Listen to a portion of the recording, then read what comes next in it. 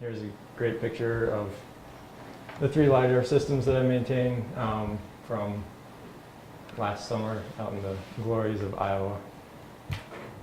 Brief outline. So I'll go a little bit through the principle of measurement. Some of you know this well, others of you don't.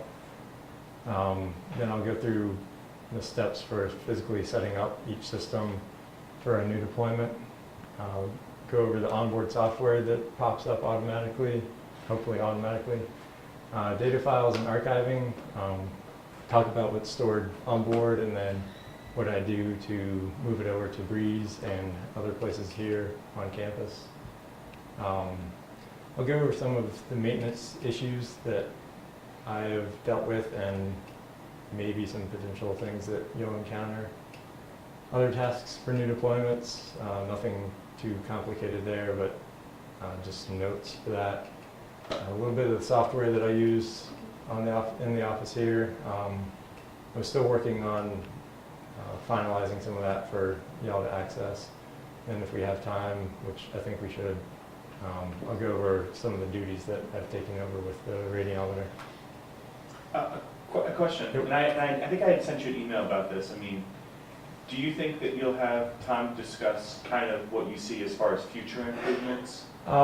Yes, I can definitely suggest that along the way with a lot of different little things here and there. Okay. But yeah, I feel like I haven't had much time to really move towards new improvements just because of other time demands. But yeah, that's my point. I mean, Yeah. those of us that'll take over some of the LiDAR stuff going into the future, you could probably make some comments along the way and say, Yeah, this is definitely a place where there could be some improvement. yeah, definitely. So, principle of operation here. I've stolen these slides from NRG. Julie, Matt Aiken, myself, and Brian were all in this presentation when we got the first LiDAR.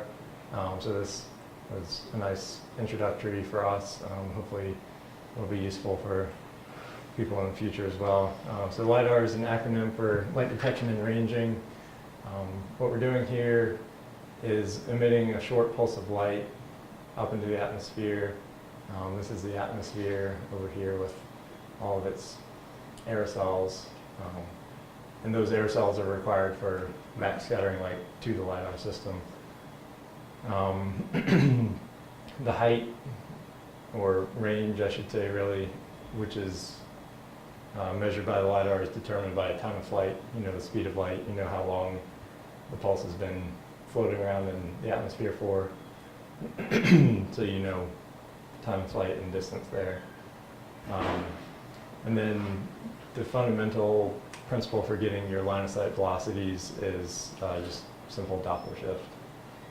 So we've sent a pulse into the atmosphere, it hits an aerosol at this point here, we get scattering in all direction.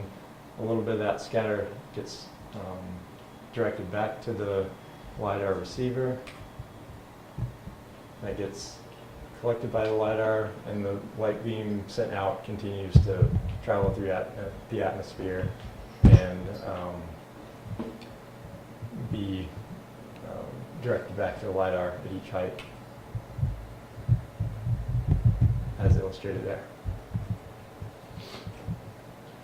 And a question, you might get into this specifically, but the wind cubes that you'll be focusing on today, I think they're mostly in the infrared frequency. All of the lithosphere systems are infrared, yeah.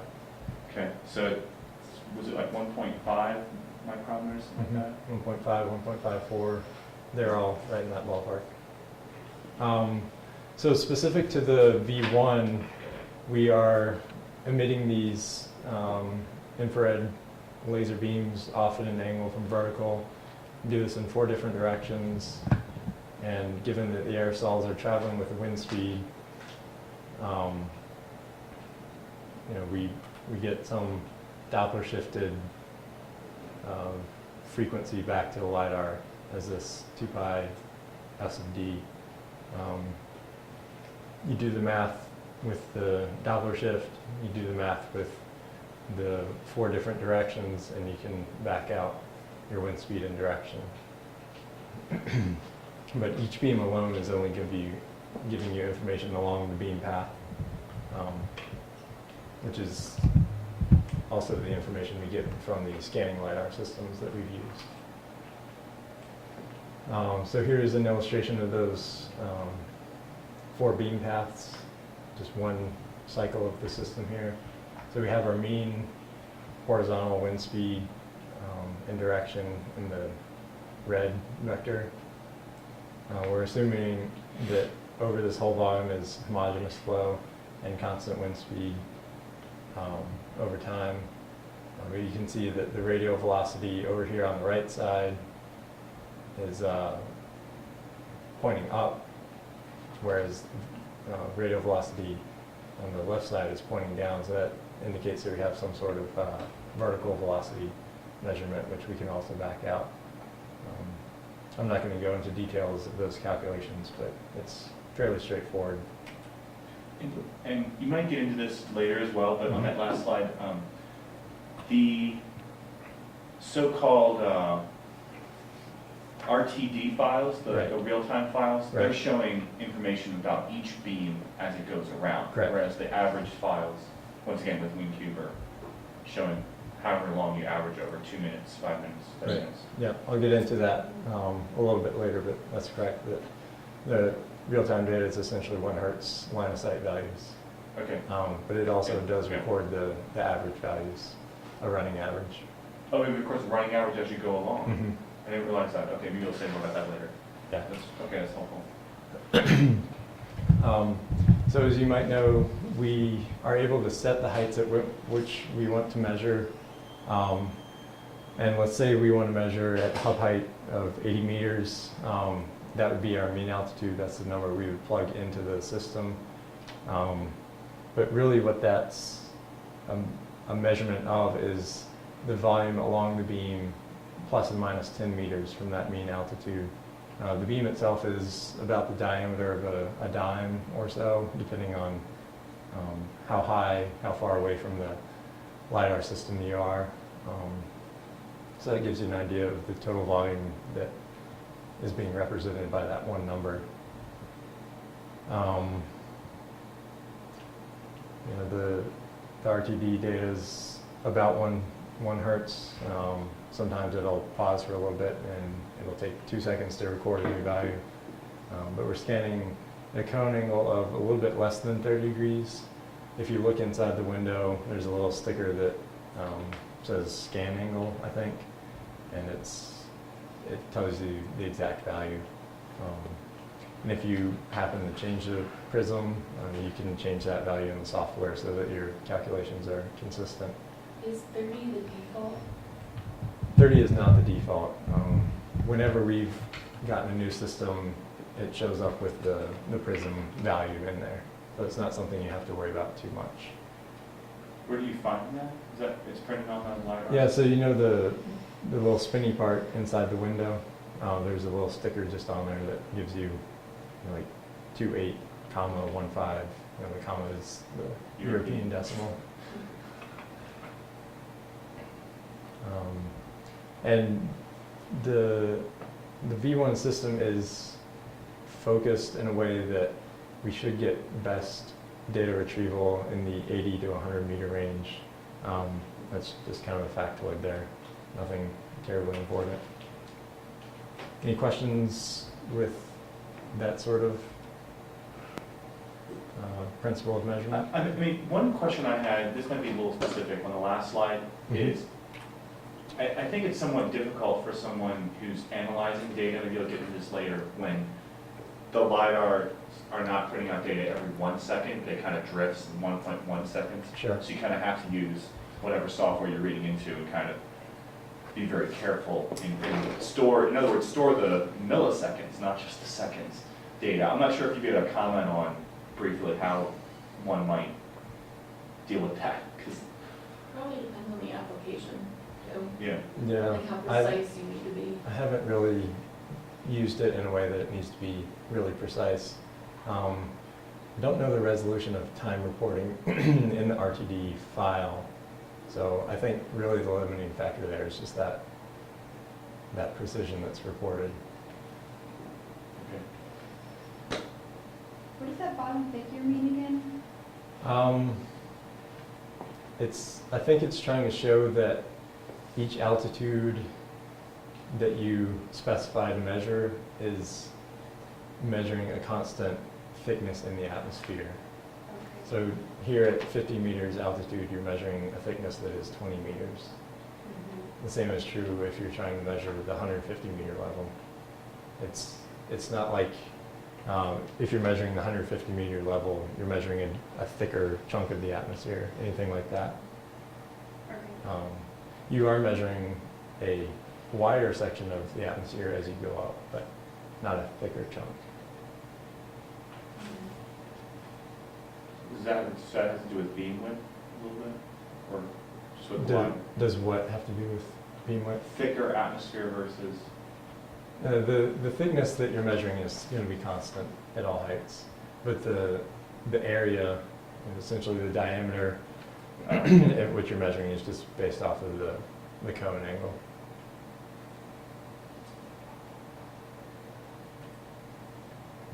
So go through the physical setup here. I think most of you have the basics of this,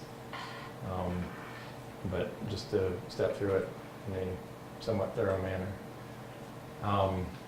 So I'll just say, kind of as a boilerplate, use the manual as your reference. This is more just boiled down what you need to be aware of, what to do. Something that I kind of just do as second nature now that I've been working with this system so long. But the first thing is to find good stable ground. Out there at Erie, I don't know if you've been out there after a good rain, but it gets pretty soggy, soft ground. So we've thrown the platforms out there, just the top of the platform. Over here on the right side, you can see that the platform does come with a raising device, raising addition, whatever you want to call it.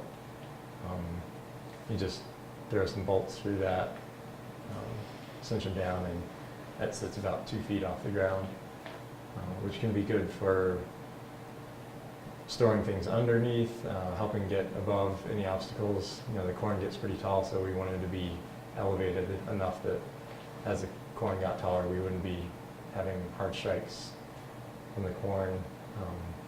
But just making sure you have good stable ground, and after that, once you find a good site, making sure that the beams aren't going to be hitting any hard object to affect the wind speed and direction calculations.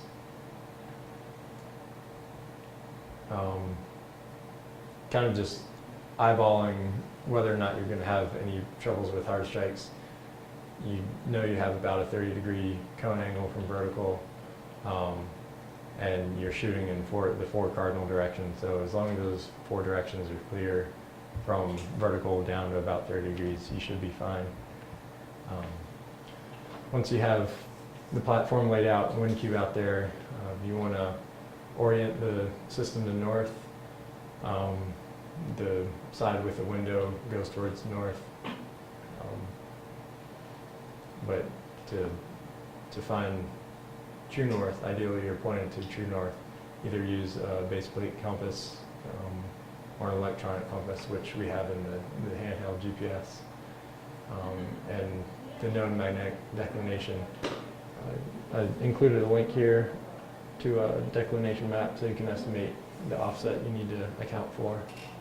Around here in Colorado, it's about 10 degrees. In Iowa, it's about 1 to 0 degrees, but that differs drastically all across the world.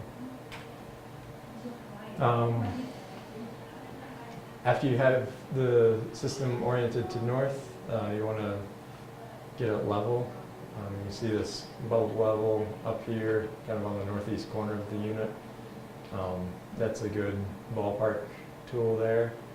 But then once you get the system powered up, you can look at the electronic level to more precisely level the system there. but you should not trust the electronic compass, right? Correct. Because there's so many electrical components inside. That's a good point. Level. Yeah, there are magnetic antennae and things like that inside the box that you can move around and will change an electronic compass by 20 degrees or so.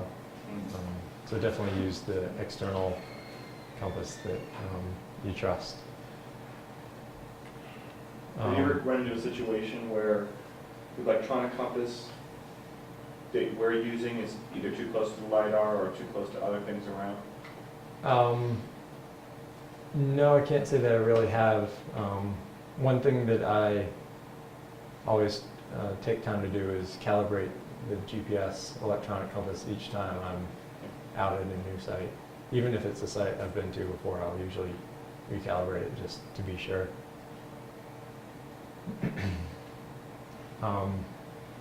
When you do get a chance to look at the electronic level, you'll see a roll and pitch value, either plus or minus from 0.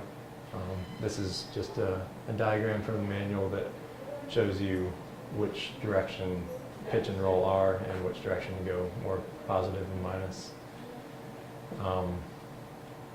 It's not critical that you have this memorized because you can always just trial and error figure it out. Isn't there something on the computer that you look at to make sure that number is what you want it to be? Yeah, I'll get into the electronic, where we look at the software to get the electronic compass or leveling information. After you have it leveled, ballpark, you should go ahead and connect the power. Picture here is of the power converter that plugs into the wall power, usually with extension cords or mini extension cords. And then there's a special cable that runs from the bottom here over around to the other side. I guess on this picture it's the same side where the hatch is, and to get power inside the box.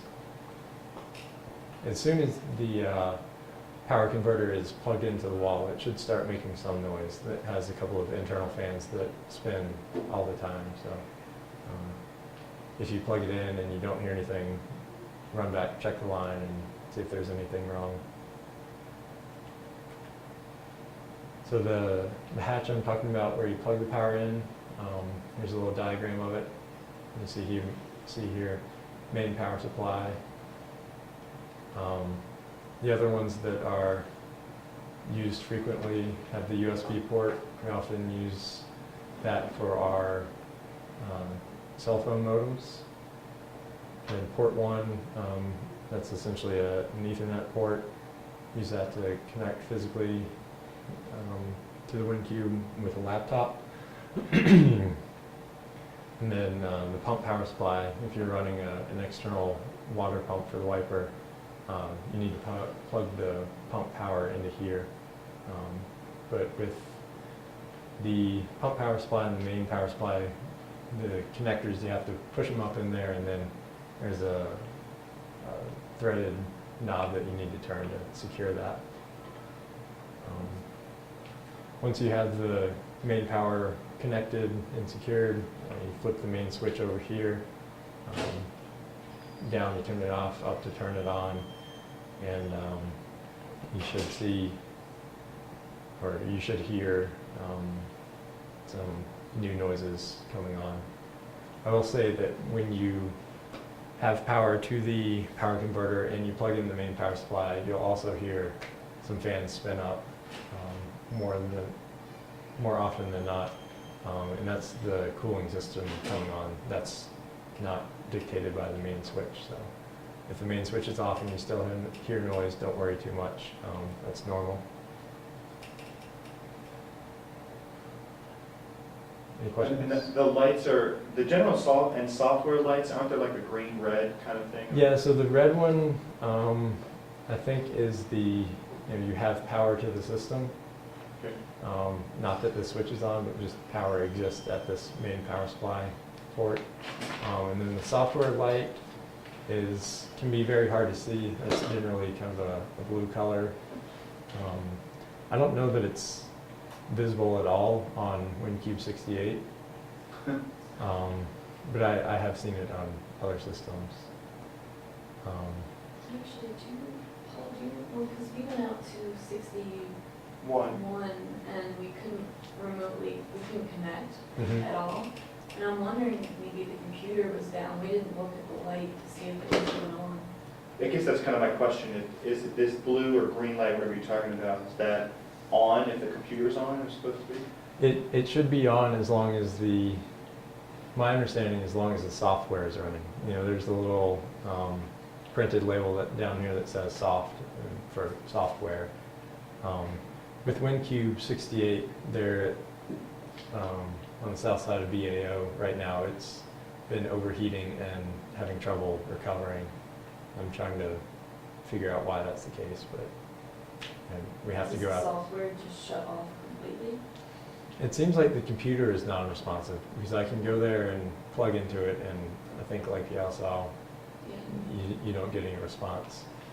But as soon as you turn the main switch off, let it sit there for a few seconds, turn it back on, and then software boots back up, you know, everything's normal. So But is that blue light on if you can't connect, is the blue light off? Have you looked? I can't tell you if that's a good correlation or not. I don't pay much attention to it, Yeah. just because it is hard to see and I don't pay attention to it. All right, so we're assuming that you have power, the system started up normally, and you want to connect with the laptop. So basically, you want to have a laptop. We have a dedicated laptop for the WinCubes, but it's really slow and I never use it. Maybe Julie will get a new system here because that one's 4 years old now and working on some ancient Intel chip. But you need to have the laptop and then the Ethernet cord, RJ45. The reason why I say a CU-owned machine can be a hurdle here is if you don't log on to that system while on a CU network before taking it out to the field, you won't be able to log into it at all. So make sure if it is a CU laptop that you're able to log into it before you leave CU network.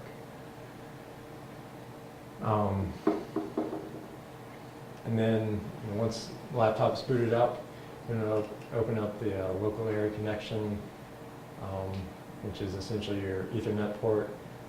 You click on properties, and you'll see a screen that allows you to explicitly specify IP, subnet, or submask, and gateway. The way the WinCubes are set up, they all start with the 129.175.131, and then they have some number in the fourth set of digits. So you need to select a value between 3 and 30, and that value cannot be the same as the IP address of the WinCube that you're trying to connect to.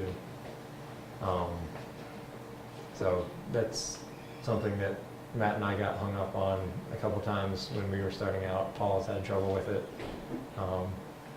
So The other thing I'll quickly say is, when you're specifying those addresses on a laptop, it's a silly thing, but I mean, to copy and paste them from the documentation, it didn't like that.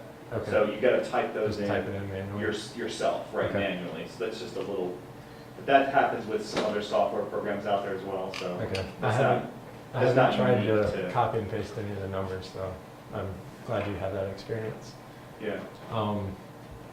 The submask, I found this kind of interesting. The manual lists the 255, 255, 255, 224.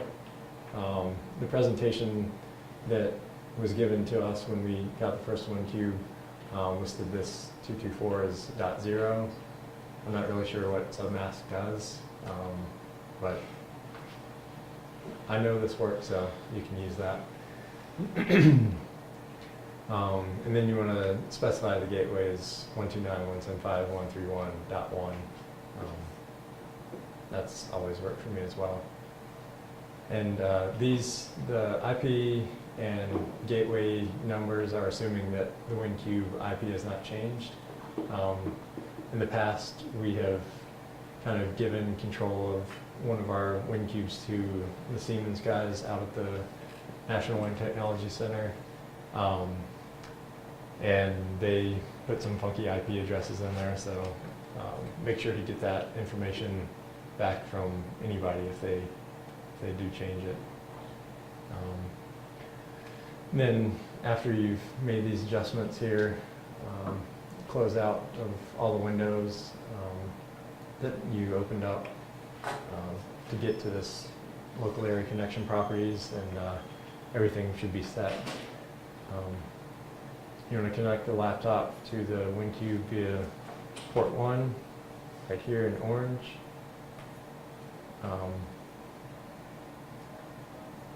Open up the remote desktop connection. I know that's standard software on all Windows machines. There's an equivalent. I think it's also made by Microsoft for Apple products. I'm not sure about Unix or Linux, but I'm sure there's something out there. And then you'll have a box that pops up essentially asking which computer you want to connect to, and you just enter the WinCube IP address. And I have a list of those in a document that I'll point you to later. Once that connection is successful, you'll see a standard Windows XP login screen. The credentials for that are user as the username and then operator as the password.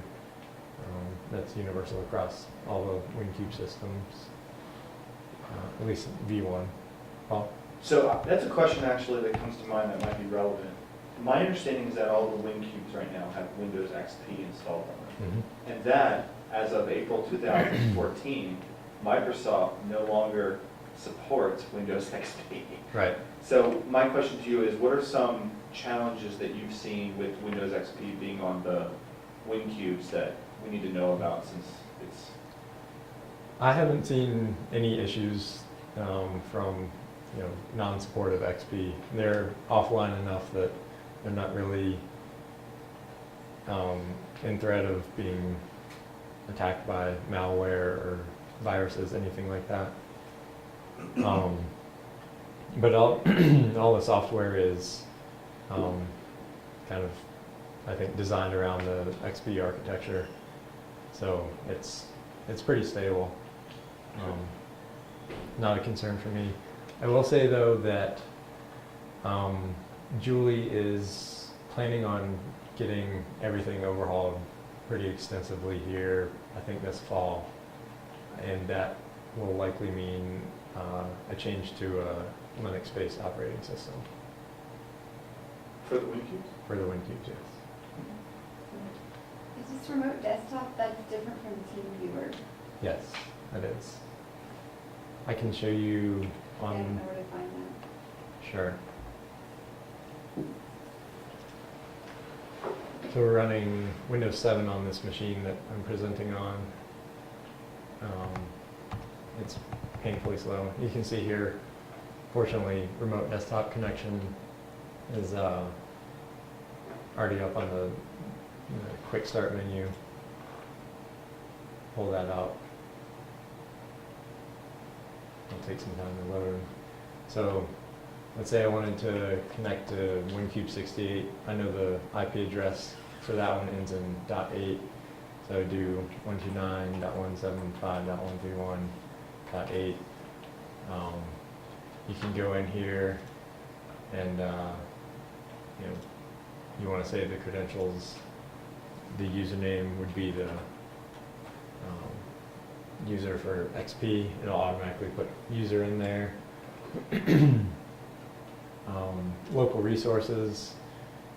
You can have the local drives on the laptop connected to, or I should say visible in the remote window. when you're looking at the WinCube software, so you can, say I want to include the DVD drive, so you could grab stuff from the DVD drive and put it onto the WinCube or vice versa. I thought, because I had I mean, I guess we're gonna talk about this later, but in terms of using remote desktop connection, and then like transferring files from like the WinCube computer to the computer that it's connected to. Right. I think Paul had mentioned that you can't do that. You can do that In Windows? in Windows. Because some sources I looked at online said you couldn't. You I can with TeamViewer, but I haven't had any trouble doing it. I don't do it that often anymore. Just, but I don't see where you would do that I once mean, I you're guess we'll connected. go over that, but I actually hadn't designated a slide to go over the details of that. Essentially, what I've done in the past is I'll open up, let's say, oops. I'll open up a file on the C drive. Say I want to copy this temporary folder, and then I'll have. And let's pretend that I'm in WinCube world right now. So this is the C drive on the WinCube. I'll open up another one and imagine this E drive is on the laptop that I'm connecting to the WinCube with. It'll have some other designation here indicating that it is on the laptop as opposed to the WinCube. I'll just copy and paste sort of thing, and it's not terribly fast, but it works. But I see what you mean, but you had to, maybe one of the things I didn't understand is that you, in some sense, mapped those drives. Right, you have to go to this local Local resources resources. tab, click down here on more, and you can Yeah. select all the drives, any of the drives you want, Because other plug-and-play devices, as you see here. when I talked to folks at CUIT, and I was asking them about that as well, they basically said you can map drives. So I think it's essentially what you're doing. In some sense, Yeah. you're Okay, sort of mirroring your drive on your local laptop that you're remote desktoping into the WinCube, and you can essentially have that drive available that you can transfer files to. Yep. exactly. Yeah, I see what you mean. Okay. Okay, that's really helpful, that's very helpful. Yeah, and there are other options here if you want to change your screen resolution, your color quality, if you want to start any programs when you connect. I don't do any of this. The only thing I've really done is adding these local resources, and then saving the credentials saves me a second or two each time I log on. but if we end up switching to Linux, Right. how, I mean, I guess we'll cross that bridge when we get to it, but I mean, the remote desktop connection window is gonna be on your laptop, but not on the WinCube. I don't know, that's confusing. Yeah, I think there's essentially the same program in Linux world. I don't know. I haven't used it before, but I'm sure it's similar and probably better in some ways. So after you enter the computer name, you hit connect down here, and it'll try to connect. Usually it'll connect right away, but since I'm not connected to it here physically, I'm just wasting my time.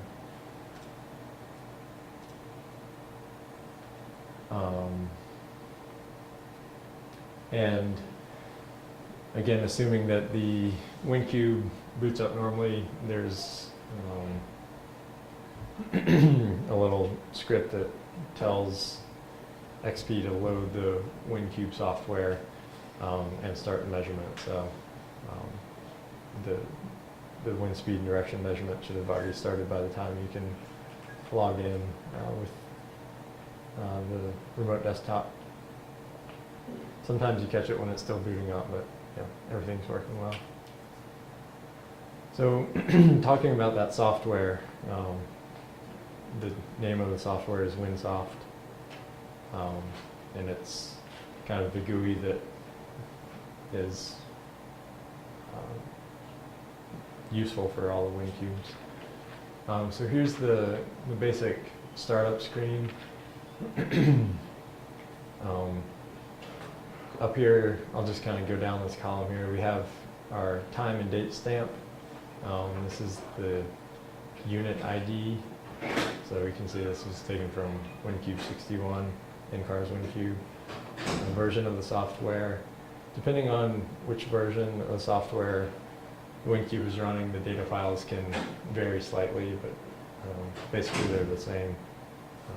That might kind of throw you for a loop if you're trying to load data files from multiple software versions. Your code to do that might have some trouble. As of right now, all of the WinCubes are running the same version, the 2.1.60. Then you have the start stop buttons and quit.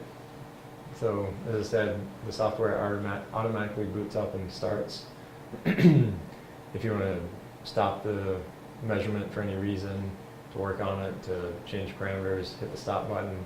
If you want to shut down, hit the stop, and then you hit the quit button down here. And that'll shut down the software, the WinSoft software. So you can then shut down the computer after that's finished closing. Little bar here tells you how much of your data drive is used. There are 2 drives on the WinCube, C drive for system sort of things, and then a D drive, which is your data drive. So you can see as of last night, 32% of the data drive is occupied on NCAR's WinCube. Then you have the amount of available altitudes. This is kind of a ballpark figure, but it's just a quick indication of how good your data recovery is. And these LEDs, I'll call them LEDs, change color depending on how full or how poor your data availability is. Red is bad, green is good, yellow is generally things aren't working but not necessarily critical failure. The next LED down here is a laser, just indicating if the laser is working properly. I haven't seen that anything other than green. The scanner is the scanning motor. I have not seen that LED red, but we have had issues with the scanning drive. Temperature changes from green to red when the system starts to get warm. That's not uncommon to see, especially during the summer. But if you see that in kind of temperate weather, then something may be wrong with the system, so it might be worth a look. Compass, I don't know why they have this, because the compass isn't worth much to me, but I haven't seen it other than green. And then the GPS light on 61 here tends to be green. It might not have been green last night just due to weather and having poor signal quality. But on WinCube 49 and 68, this is often yellow. For whatever reason, they don't seem to really want to behave for the CU systems. And then we have this rectangular box down here which will flash bright green when the wiper is triggered, but normally it's that dark green that you see there. And if you want to manually trigger the wiper, you just click on that button and you should see the wiper try to wipe or sound like it tries to wipe. I have a question Go ahead, though. Paul. Yeah. Do you have suggestions for keeping the system temperature down when hot or up higher when cold? It's not typically an issue in the cold weather. It does a pretty good job of staying warm. I'll talk a little bit about this later, but cold temperatures can cause some trouble for this scanning motor. You're right. So Yeah, cold usually isn't a problem. Keeping it cooler, I don't know how effective it is, but if we put the sun covers on, that's supposedly better for keeping it cool, as opposed to having the direct radiation on the box itself. You have that. Layer of air, basically. Yeah, you have the physical barrier and then the layer of air also. Is the sun cover different than the cover? No, Oh, Yeah. so that's the sun. one and the same. And I'll typically take those covers off sometime in October or November, depending on weather. You don't want to have them on when it's snowy, just so that the window isn't obscured as long. Okay, so in other words, if the cover's on, the snow can build up underneath the cover kind of thing? And Yeah, it can build up obstruct underneath, the and window. more is piled on top that can get blown into Okay. there. And then I'll usually put the covers on in June or so. So have the covers on from June to October, November. Have them off from November-ish to, Warm season, cold season? yeah, exactly. Okay. And there is a insulated blanket that we could buy and put on the WinCube for the cold seasons, but I don't think it's probably worth the time or money to deal with that. So we haven't used that in the past.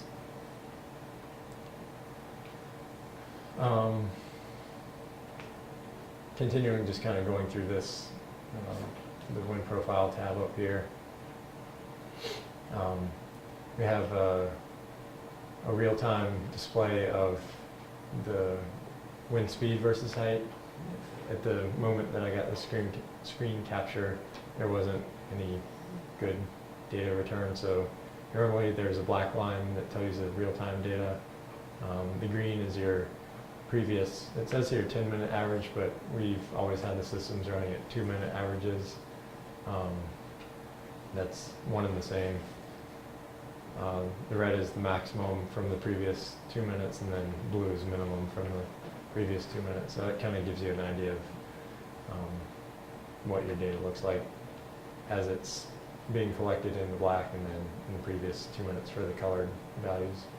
We have the digital display of wind speed here, the altitudes at which you're recording, those are constant. And then wind direction is displayed over here. And you have the graphical wind direction on the right side here. Again, the black is real time, and then green is your 2-minute, 10-minute time average.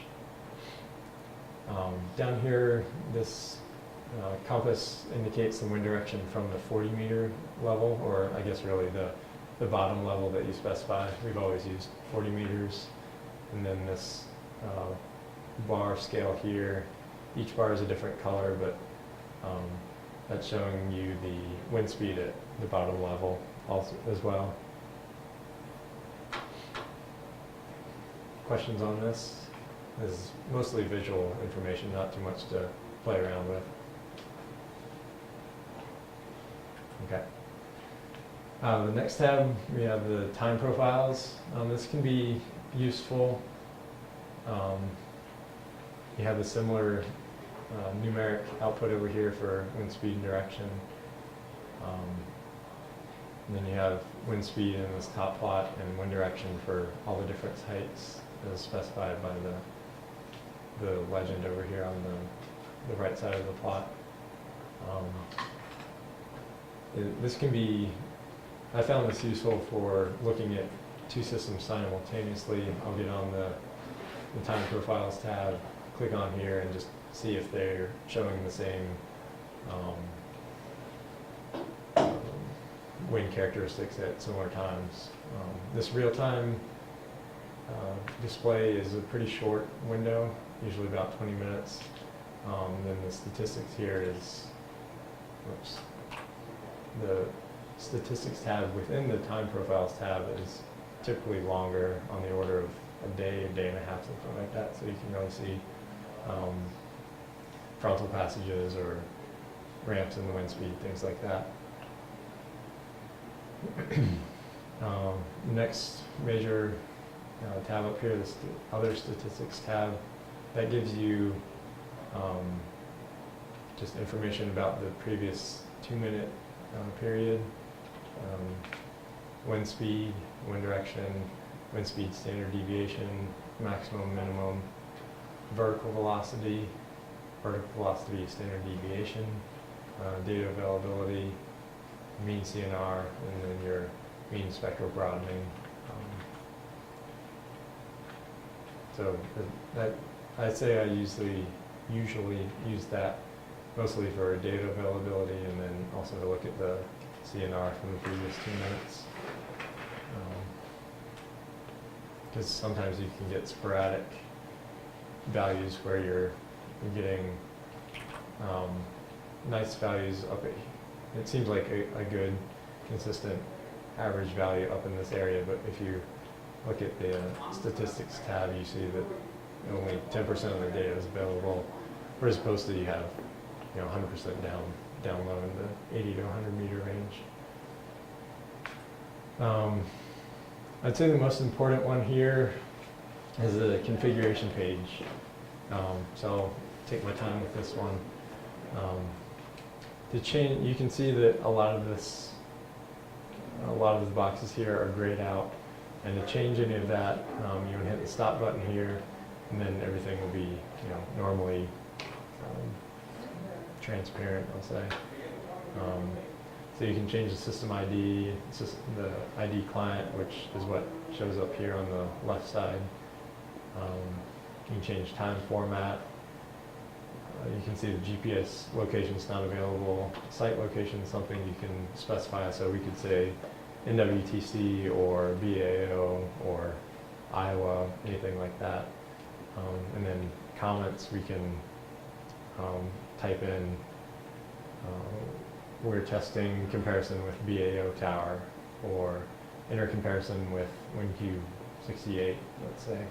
And that'll show up in the headers of the data files. That can be handy if you're doing just quick one-off sort of things.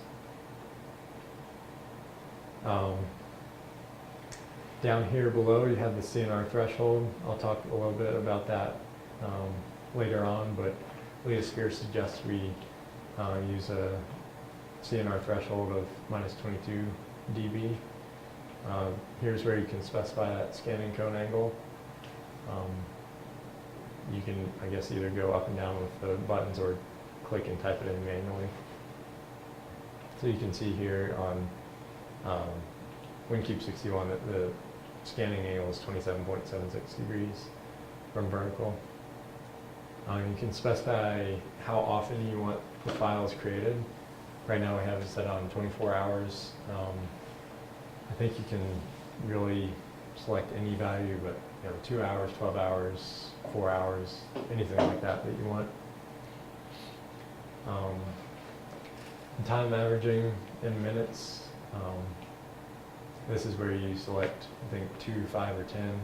Everything in the literature will say 10-minute, even though it may truly refer to 2 minutes for our group. And then you have a direction offset in case you want to shift your coordinate system by a certain amount. I'm not really familiar how this direction offset affects the data files. If you, say put 20 degrees plus versus 20 degrees minus, I don't know what that difference is, or if it's just, again, a parameter that's specified in the header information. That's what I was actually going to ask you. I mean, if you go in and change some of the things like that ID client or site location or whatever that you have, it's grayed out. Yeah. Does that information show up when the files are created, like in the, like you were saying, the header? Yeah, that's information that shows up in the header. Okay. Okay. So, but it's just things like the ID of the system that'll show up in like a file name that you would see, say, if you're transferring files. Yeah. Right? I guess that's true too. It would probably change the file name.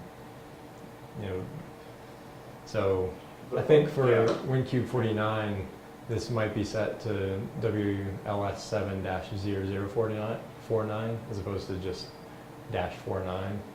So I think that's probably why the file name length is longer for WinCube 49 than it is 61 or 68. Okay. Are there a bunch of scripts tied to that we like just shouldn't change it, or I don't know, probably not, don't need to change it. No, there's nothing that I have used that is so dependent on that. I'd say for the sake of consistency, I'm just leaving it as is. It's not really broken, so I'm not going to do anything with it.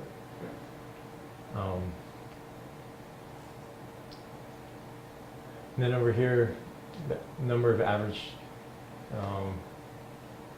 pulses, I guess it should say, per shot is 10,000. I wouldn't mess with that, or else you could be affecting some of the calculations. And then rotation angle, also you want 90 degrees. I suppose you could do 120 degrees and get away with 3, but again, I wouldn't mess with that. And then one of the things that is also important is specifying the altitudes that we want to use. So you can, the lowest it can be is 40. Lowest it can be is 40 meters above the ground, but then we can specify anything above that. So we could do 40, 41, 42, 43, 44, 45, on up to 50, 49. Yeah, I guess 49. Or we could do, we've done in the past 40, 50, 60, 80, 100, 120, so on. But of late we've been sticking with starting at 40 and going up by 20-meter intervals. That's pretty easy to change. You just, once it's ungraded, you click on it, you type it in, you go to the next box, type it in, sort of thing. If you're trying to compare with a tower that has very specific heights where the anemometers are set, you can specify, there's a 63-meter anemometer on the BAO tower, let's say, and we can specify that for, in theory, more accurate representation there, comparison. And you want to leave this active auto run check. That will automatically start the WinSoft software when the system is booted.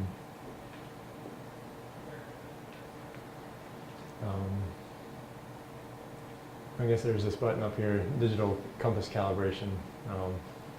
I haven't played with that. I might play with that some. But like we were saying earlier, the internal compass is iffy at best.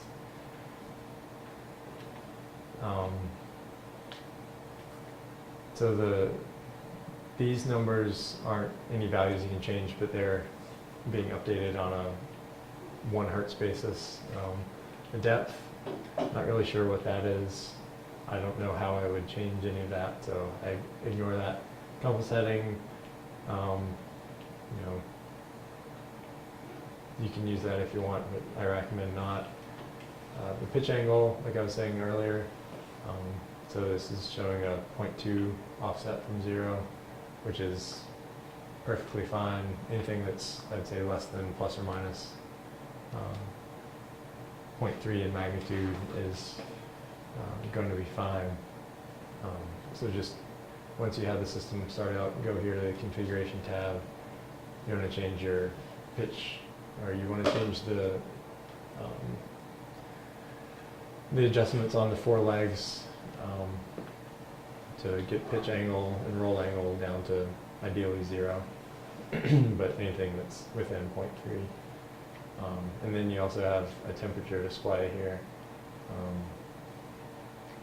that tells you how hot the system's running.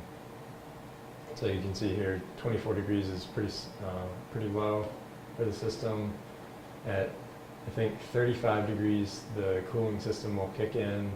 At 40 degrees, the system starts to get a little anxious and will really start to cool it. And then at 45 degrees, the system will self-shut down until the temperature is below 40 degrees, or no, excuse me, below 35 degrees, and then everything will, in theory, turn back on automatically. But we haven't had that success with WinCube 68, I believe. Any questions? So it was at 35 degrees it's supposed to shut down? 45. 45 Yep. supposed to shut down. But then when it got below 35? I think it's 35. Yeah, Okay, It's in the manual. okay. yeah. And I think, so up here in the corner is a mode. There's a Leosphere mode and a user mode. I think Leosphere mode you can go in and change probably some of those specifications, but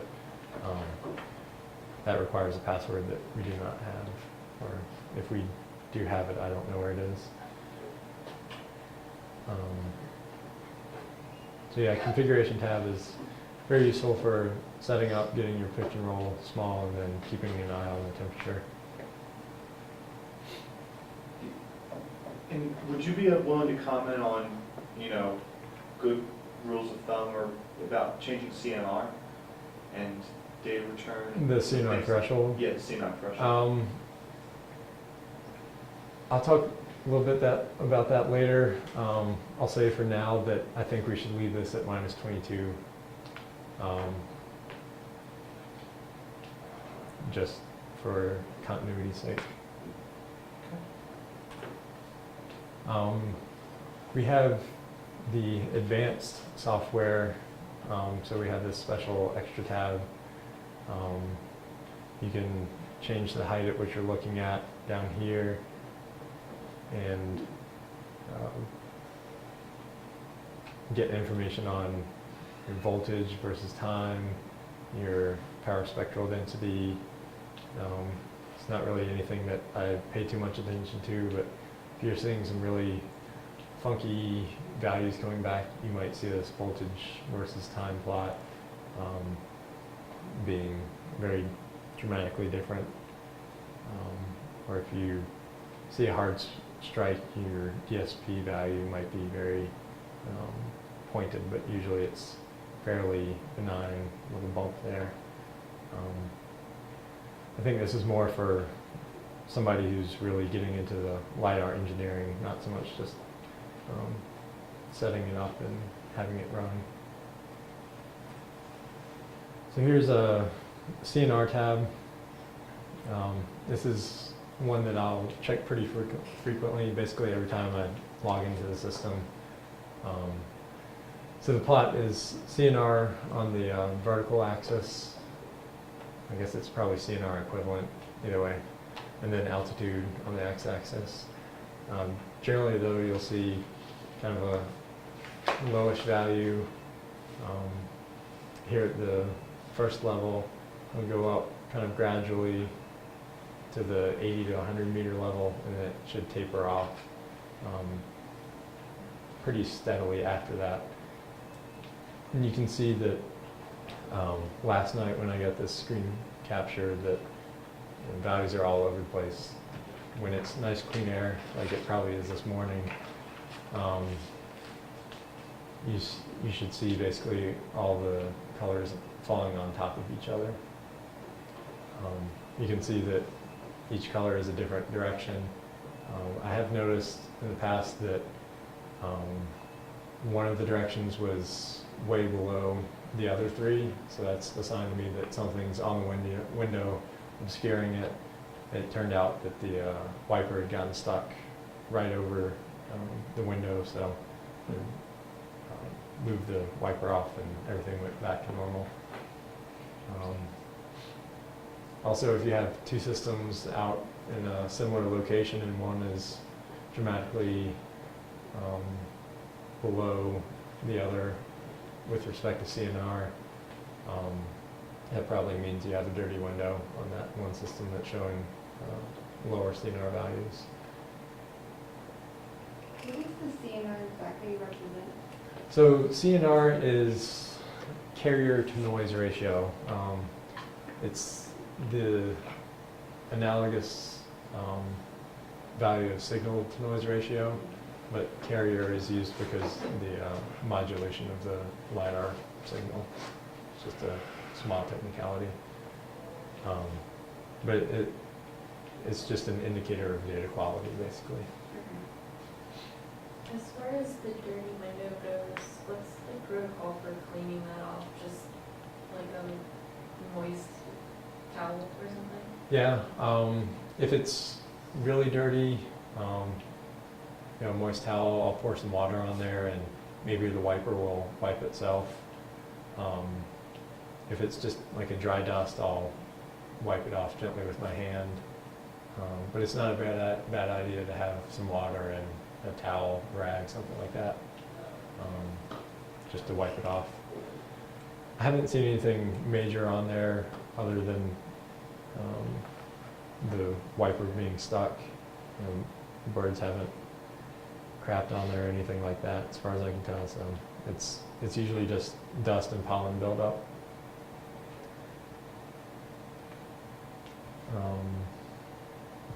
But this one's a good one to check. Not too complicated or anything, but worth a gander. Then system settings. This is useful for making sure you have a good, accurate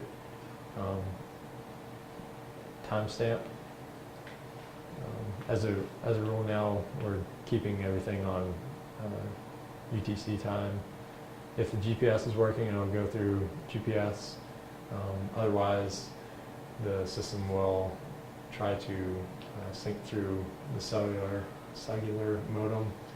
And if it loses GPS and cell contact, then it's got the standard quartz clock in the computer, and that does a pretty good job in the interim. So you don't have to worry about drift too much. You just want to make sure that your timestamp is reasonable for UTC time. Any questions on all of these tabs? What's important, what's not important? Will you talk more about the wiper later? Mm-hmm. Okay. More of a physical approach, but yeah. Yeah, because, it definitely seems like the wiper can cause problems at times. Yeah. Because you need to wipe every so often, but if it gets stuck or Yeah. the wiper itself gets old, the motor's messed up, I noticed that neither LiDAR had the bucket of water next to it, so have the wipers been off? The wipers have not been off. As far as I know, they're both working right now, both being WinCube 61 and 68. The pump, something is wrong with the pump on 61, both internal and external are kaput. But 68 is working fine with the internal pump right now. Okay, so there's water inside of it. Yeah. Because normally we use the bucket of water, but Right. there is water. Yeah, the internal reservoir is pretty small, so when we're out there for longer periods, we use a 5-gallon bucket. and that's the other thing, the external pump is one of those things, going back many slides, is where you would connect the cable. Right. Because essentially, when you're connecting the cable, you're giving power to the motor to get it out of that pump. Right. Yeah. So obviously the pump needs power to pump water anywhere. Right. So you connect it here to this pump power supply, and then that runs to the pump, and the pump also has the hydraulic line to get water to the You're wiper. going to show us exactly how to hook up an external pump? Or I don't have any pictures or slides or anything. I can discuss that though. So, there's basically the pump. It's got two things coming off of it. One is for the power supply here. The other is the water line. You want to just screw in the power here, drop the pump into the bucket so it can get fully submerged, and then that same hydraulic line comes back out the same hole. There should be a hole in the lid for the 5-gallon bucket. And then you pull, there's a barb that goes into the hydraulic line that connects the pump line to the little line that's coming off of the wiper. And if there isn't a barb, you can kind of tuck the line coming off the wiper into the pump line for a temporary fix.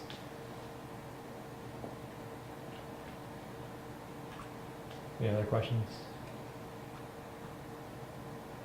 Oh, and I think Julie's, I'm saying this mostly for the video, but I think Julie's standard is that the data files will always be in UTC. Yep. Hence and forevermore. Yep. For this group. I went over this briefly, but just for a formality, shutdown, you're going to hit the stop button over on the left side of the software. That'll stop measurement. Then you want to hit quit, and the quitting will gently take down the software and align the prism in the proper orientation, things like that. And then you can kind of gently shut down the computer, going through this series of start, settings, Windows, security, and then stop. You don't have to do this. You can always just throw that main power switch to the bottom position, and it'll shut down everything for you. But if you can, it's nice to gently shut down the software. It does a temperature shutdown. Do you know if it's a cold or a cold shutdown, or if it goes through the process? I don't know if it's a gentle shutdown or not. It's a good question though. I mean, 45 degrees C isn't going to be too hard on the electronics, so there's no real rush to get it shut down rapidly, but I don't know exactly what it does. My understanding is there's a thermal relay in there that gets thrown, and essentially, as I think about it now, it just like disconnects power from the computer, but maybe it applies power to a circuit that tells it to shut down gently. Who knows?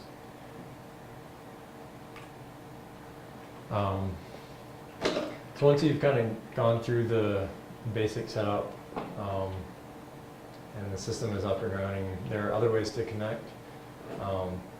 The external keyboard, mouse, and monitor, that's kind of a pain to deal with, so I've only had to use it in very dire situations, and usually just on the rooftop here, where I have access to a number of power sources, and I can spread out quite a bit. It's not very messy on the roof there, so I'm not worried about contaminating,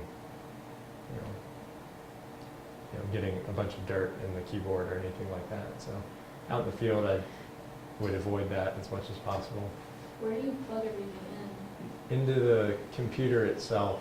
The original computer on WinCube 68 was using the old circular connector thing, so you had to find the right keyboard and mouse or You can adapter. actually get like USB to Yeah. have a couple of things.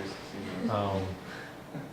The new computer on 68 might just be USB, but I'm not sure. And there are enough USB ports that you can unplug things from to get everything plugged in. But I was going to say, you can use the USB port that's in the set of ports on the side of the WinCube to connect to the computer. you Like if can. you took Verizon out, for example. Yeah. So there are, I think, 2 ports on the front side of the computer, and then there are 2 more, maybe 3 more on the back side of the computer. Those can be tricky to access though, because the WinCube is, let's say, this long, but the computer's only this long, so you're having to reach under half of the WinCube rack to Yeah, what, get at it. I don't remember exactly where the computer is on the WinCube. I haven't seen it without the cover on in a while, but when Yeah. you take the cover off, is it pretty obvious Yeah, I've got pictures to show that later, but it's fairly obvious. There are only like 3 or 4 major components in there. And the other way that we connect, which is very useful, is through TeamViewer. And to use TeamViewer, we need to have the Verizon cell phone modem up and running. The cell phone modem connection is needed to push data over to Breeze, but TeamViewer is only if you want to like interact with everything. So TeamViewer is not required to push data over to the server here. The problem with TeamViewer that at least we saw, and I'm assuming it happened all last week, was that when the LiDAR shut down because of the heat, TeamViewer wouldn't come back on when the WinCube came back on. And I'm assuming there's really no way to deal with that other than to physically go there. Yeah, there is a way that we should be able to do that. We can just set up a Windows task to essentially close TeamViewer on boot up and then reopen it shortly after, that sort of thing. Okay, so this kind of gets into my, for the developments. Yeah. Okay, Yeah, I so, wonder okay. if, because we couldn't get TeamViewer to work on remotely and Which we were system was connected. this on? Do you remember? 61. Okay. So because I think when you open Task Manager, there was like 3 executables, Right. and I'm wondering if after a certain amount of startups and shutdowns because of the heat, it just doesn't work anymore because there are too many running. Yeah. So that's, I guess, the issue is if we could write a script that would close it and then reopen it, that would Yeah. fix the problem. And I had something very similar doing that for the Verizon connection, so making that TeamViewer would be, 10 minutes of work probably. So when you saw that, the computer, you were able to log in with the laptop right away? No troubles there? Yeah, I mean, so essentially what would happen sometimes is TeamViewer just, for whatever reason, wasn't really active. So the only thing I found was I couldn't go into Windows and start TeamViewer. I had to kill all processes of TeamViewer, start it again, and then everything was fine. Okay. So sometimes that was sort of the problem. I mean, once again, what was a Windows scheduled task is what you were suggesting? Task scheduler, scheduled task, something Okay. like that. I'll go into that a little bit later here also. Yeah, I haven't had any troubles with TeamViewer like that. I think maybe with the radiometer, it was doing something funky, so we set up a TeamViewer kill and reboot sort of thing. Yeah, I haven't seen that personally. So a little bit about the Verizon modem. Software that is required to kind of open and run the modem should already be on the Verizon dongle. And it's one of these plug and play drive sort of things. If it's not on the dongle, you'll have to download it from the Verizon website, and each instance of the Access Manager is called Verizon Access Manager, is specific to the operating system you want to install it on and the model of the cell phone modem that you're using. So they have a nice gridded table in there that says, for Windows XP use this, for Windows 7 use this, for Apple OS X use this, and for Linux use this. And then for each model they have a different install file that you can download. If you're not sure that the Verizon dongle has the software on it, it might be a good idea to download the software beforehand. if you can do that, and just have it on a flash drive, so that way you can install it. I really go into the details of how to set up the software once it's installed in this document that I've put together. It's trying to be a comprehensive document, but I know there are little gaps here and there that I might have overlooked just because I assume something is known where it might not be. So have a look at that, and if you have any questions, ask me, ask Julie. But this manual is in the data/field data/WinCube info/manuals. I will say though, that the Verizon software is kind of finicky if you don't take care of it. Essentially, it'll try to do some update either of the software or of cell phone tower locations. And if that dialog is not closed, then the existing scripts to maintain the connection aren't really effective. And I haven't been able to figure out a way to create a script to close those windows. So there's another future task. So just to make sure I understand this correctly, I mean, when we went out to the WinCubes a couple weeks ago, Julie believed that Verizon had updated, and hence that's why we were having trouble connecting to the WinCubes. Okay. So you're just saying that it will go through an update, but then some of the windows will stay on the WinCube desktop essentially, and they need to be closed to confirm before the Right. connection can be reestablished? So you know, with some software programs, just the way they're built is, you can't click on any other windows until this window is closed. You're right. So it's looking to close that window either with like clicking yes, I want to update, or no, I don't want to update. And then after that window is closed, the script would run just fine. So finding a way to get around that would be greatly useful. How often does it update? Like every couple months, every couple weeks? I want to say every couple of weeks it tries to do a at least a tower locations update.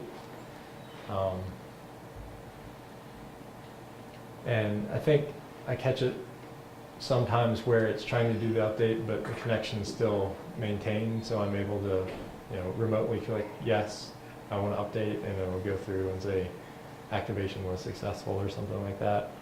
And then it keeps on working for the next couple weeks or so.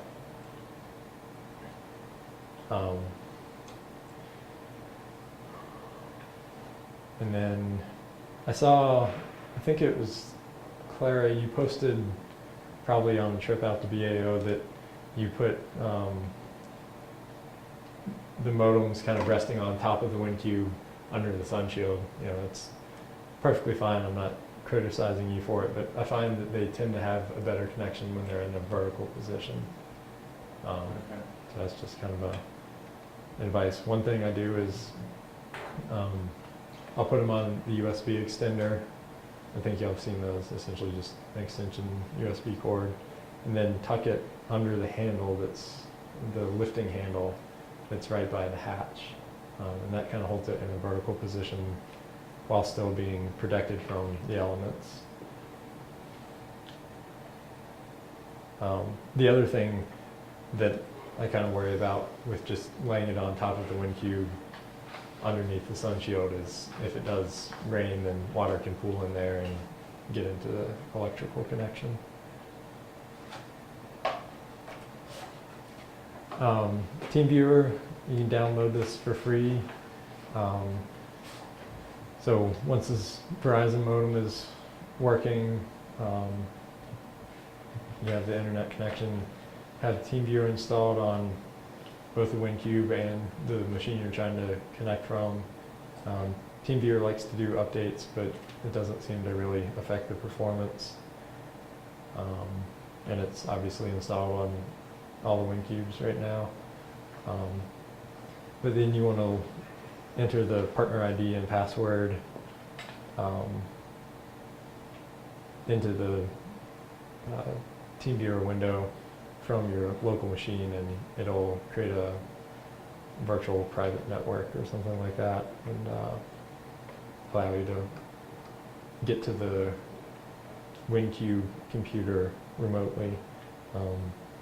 It'll come up with the same Windows XP login prompt that you see when you're connecting with the Ethernet line, and you just enter that same user and operator for your credentials. And occasionally the partner ID will change, or it'll have a hiccup with the password, so any updates to that are greatly encouraged to be put on the CU WinCube blog. And did we find that those partner IDs have to have like spaces between the sets of 3 numbers? No, it doesn't matter if spaces are in there or not. Okay. Just, I think it was a coincidence. Coincidence. One time it worked and one time it didn't. I just find it easier visually to follow it when there are spaces in there, so that's how I tend to format it. The team viewer look like whenever you're at the LiDAR site and you're using the laptop? Does that need to be, like, do you just have to turn it or like click on team viewer just to make sure it's on, or do you Yeah, define anything? Typically what I'll do is, make sure I have a Verizon connection, and then TeamViewer usually takes a little bit of time to realize that there's an internet connection. In the bottom left corner of the TeamViewer window is a little light that will either be red, yellow, or green. If it's green, it usually means it has a connection. Okay. I think it actually says like ready to connect Yeah. or something, Yeah. if it's sort of ready to go. One thing I have done is there's like a computers and contacts account that I've put all the WinCubes on and the radiometer. But you can log into that and quickly connect to any of the things. You just double click on the icon for that, and it'll take you to that machine. But the email address for that is cuwincube@gmail.com. And then the password for that is the greatest password of all time. Let's see here. I'll just type it on here.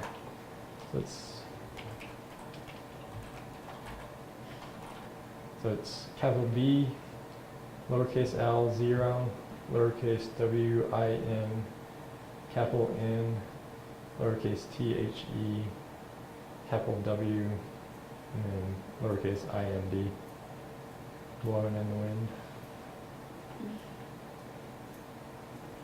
So that should allow you to more quickly connect to TeamViewer things. I get it. That took a little bit. Did y'all get that? What's the password for that? For the computers and contacts account for TeamViewer? Okay, so you can sort of see all of the, It's Computers. essentially like an account to look at all of the machines you interact with on a regular basis. okay. Yeah, so the send mail is, that'll take any completed STA file and try to send it to the email address that are specified in send mail. And once it has been sent, it'll get pushed to the archive directory in the WinCube data drive.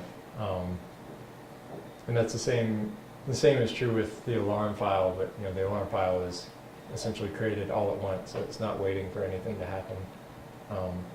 So as long as there's a connection and SendMail is activated, then it'll essentially move the alarm file to the archive immediately.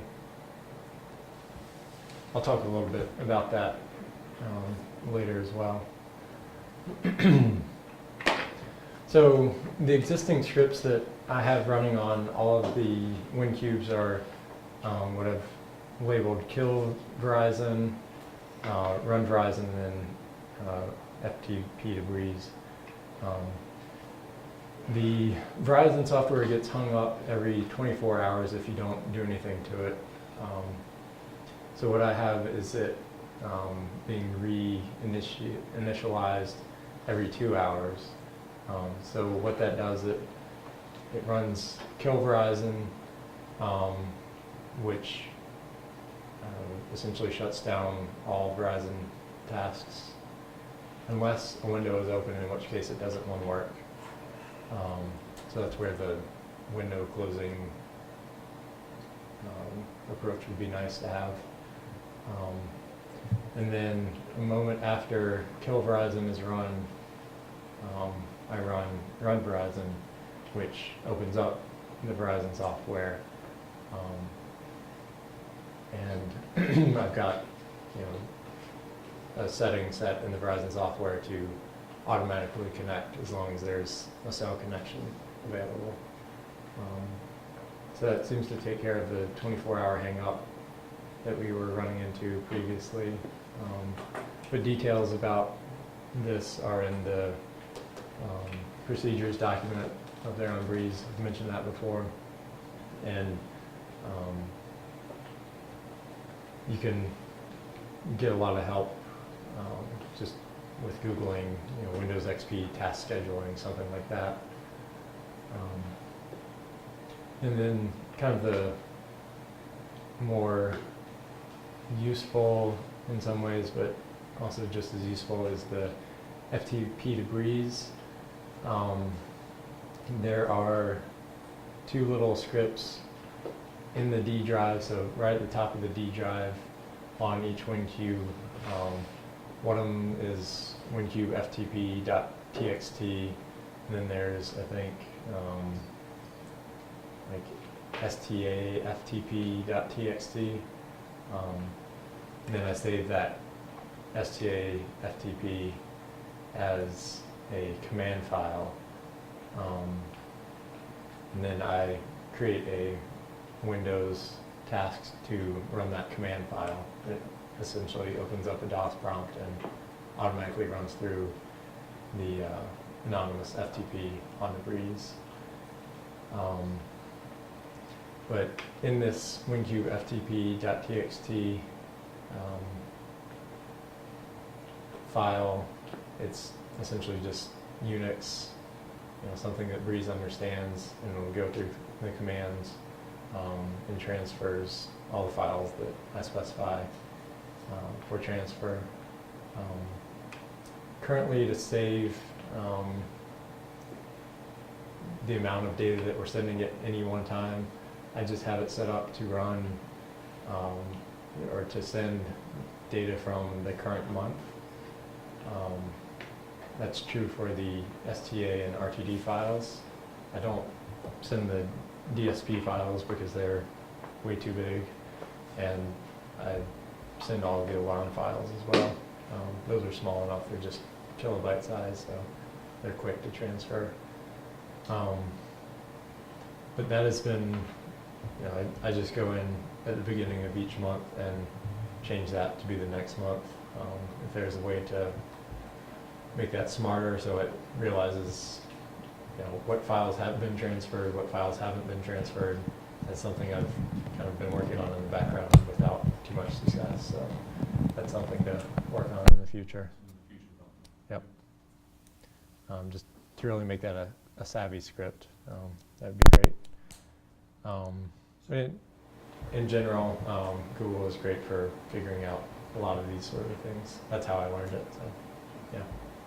Are you gonna say, Paul? But just, on the kill and run Verizon, I mean, Yeah. you mentioned something about it'd be nice to have something to close a window. I didn't quite understand what you meant by that. Oh, so you know how we were talking before the break about the pop-up windows in Verizon causing an issue with maintaining? If just figuring out a way, if there is, to close those pop-up windows before we try to run the existing kill and run tasks. And which pop-up windows are you talking about? The automatic updates, whatever Verizon software wants to do. Okay, so in other words, if one of those pop-up windows is is engaged on the system, then kill and run Verizon. Yeah, Won't they're do the essentially same. useless. Yeah. That's I see. my understanding of how things are working currently. I wonder how much time there is between them actually like posting an update and it automatically. Because if you could run a script to have it check for an update, and then if there is one, go ahead and do it.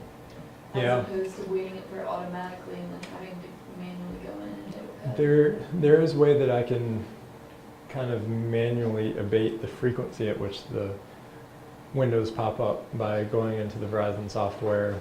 I think it's on the options menu, and then you click on activation, I believe it is, and that'll essentially run the update cell tower locations, which is what we see most often.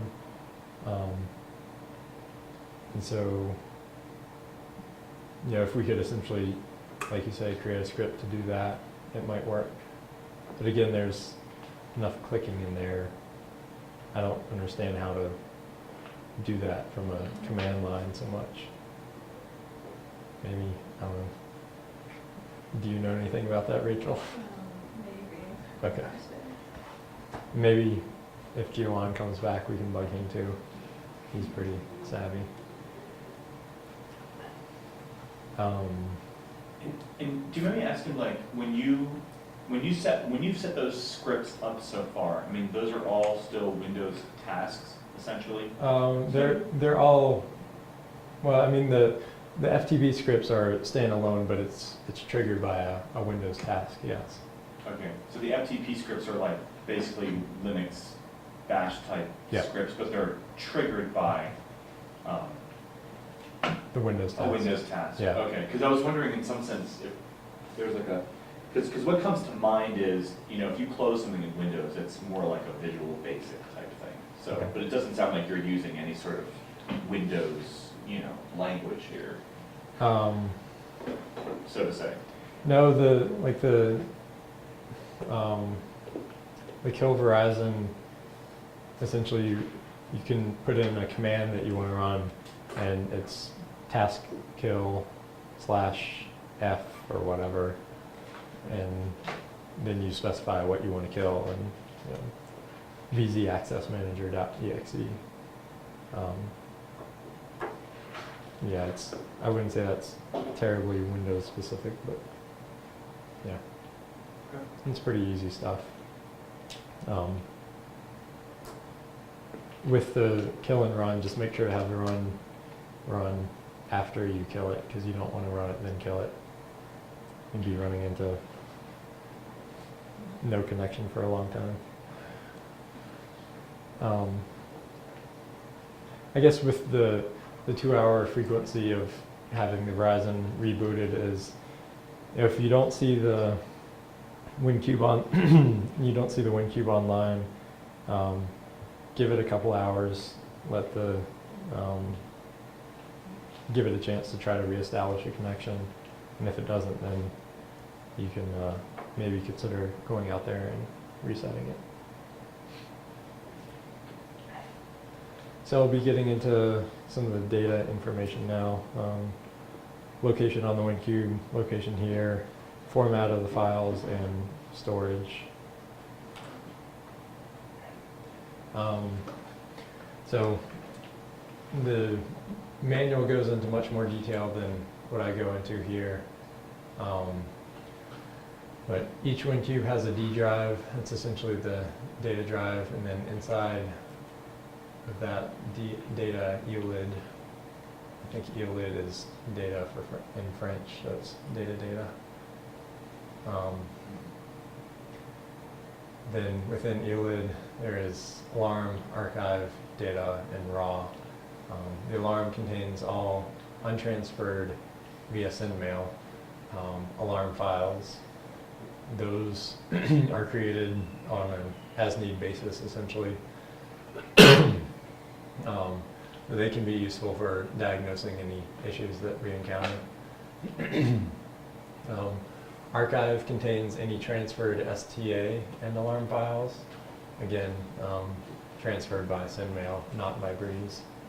Though I suppose we could modify Breeze script to move it to archive. Data contains all of the untransferred STA and all RTD files. RTD files are not sent with send mail, so those just kind of hang out until somebody does something with them. And then the raw data folder, elid/raw, is all the DSP files, which are the super huge files of the raw spectral returns. Again, those just sit there until somebody does something to them.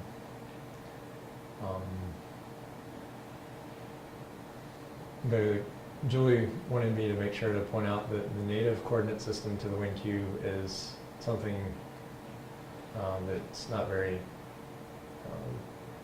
convenient for meteorological use, where U is positive from north to south, V is positive from east to west, and then W is positive from up to down. So it's still a right-hand coordinate system, but it's in a funky situation, so As far as be aware of that. data storage goes, how often does it fill up in terms of memory? I How don't, much data can it hold? I don't let it fill up. I know in the manual they specify kind of ballpark lengths of time that it's able to hold. The D drive is 80 gigabytes, and I know that's good for at least a couple of months without any attention being paid to it. But yeah, I pretty much clean it up on a monthly basis just to avoid any potential hazard there. So do you transfer all the files, or just RTD and STA and then delete everything?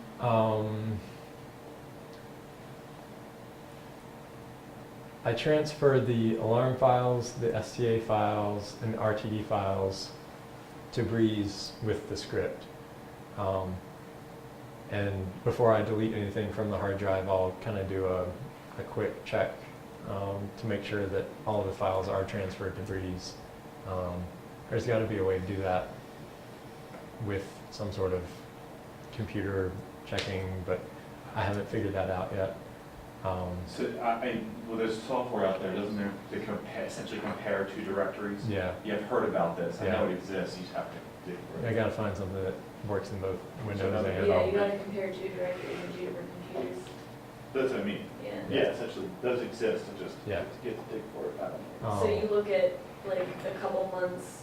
Yeah, just make sure, you know, if everything's working well, all the files are created at 0, so it's pretty easy to see when you miss a day. Or if there's a hiccup, you know, there'll be like a timestamp of 14:37:59, let's say. And, yeah, just do a quick visual check. So when the files are transferred over to Breeze on a daily basis, are they being automatically deleted? No, So that's when you have to, you just check and then in a couple months or in a month and then just get rid of it? Yep. Okay. yeah, just throw it in the recycle bin on the WinQ computer. The only thing that I manually transfer are the DSP files. I know I'm pretty sure I've mentioned this later, that with the DSP files, I use a program to tar and zip them that saves like 80% of the space. A month's worth is, I think, about 5 gigs. So I compress that and then just put it on a flash drive and bring it back here. And so far I've been storing everything on the 2 terabyte hard drive that we have as a group, because keeping those on Breeze would eat up tons of our allocated space there. And we haven't really used the DSP files thus far. Julie hasn't said we should ignore them altogether, so I haven't been deleting them. But since we don't need to access them, I'm just keeping them on the external hard drive as opposed to Breeze, where, you know, on Breeze we're accessing things more frequently. So, the one thing I missed in that discussion, it's all really helpful, is when you go to site and you want to say, get a bunch of the data off the D data drive from one of the WinCubes. You will use a software program that tars and zips them. And what software is that? Is it like a Windows software? Yeah, so that, when I go and get the files off, I won't use any software. And they're, for the STA and RTD files, they're compact enough. But for the DSP files, I'll use that software. It's 7-zip. Yeah, and it's a standard. Freeway, Yeah, it's yeah. pretty good Windows software. Yeah. Okay. But you'll use 7-zip like on the WinCube before you even bring it over your flash drive set? Yeah, Okay, Yeah. is it already installed on most of the WinCubes? Or? it should be on all of them. Okay. I'll go through the details of the compressing the DSP files later.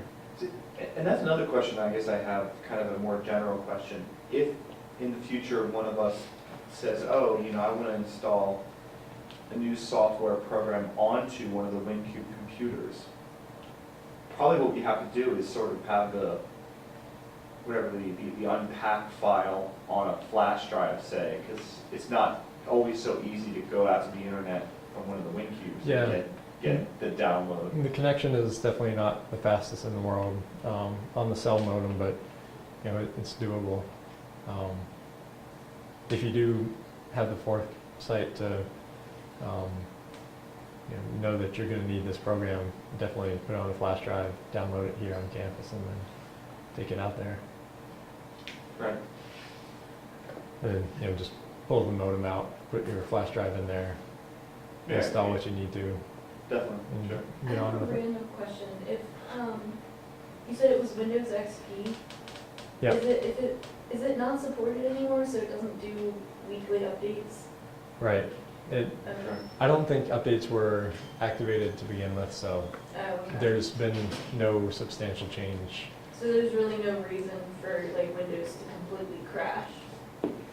Other than Windows crashing, no. I mean, it's just, yeah, they're very stable systems. I mean, there's a reason why they use XP as opposed to Windows Vista or 7 or whatever, so, yeah. That's not anything I've had to deal with. So I'm using these acronyms, STA, RTD, Alarm, DSP, and then there are also INI files. So I'll go through that.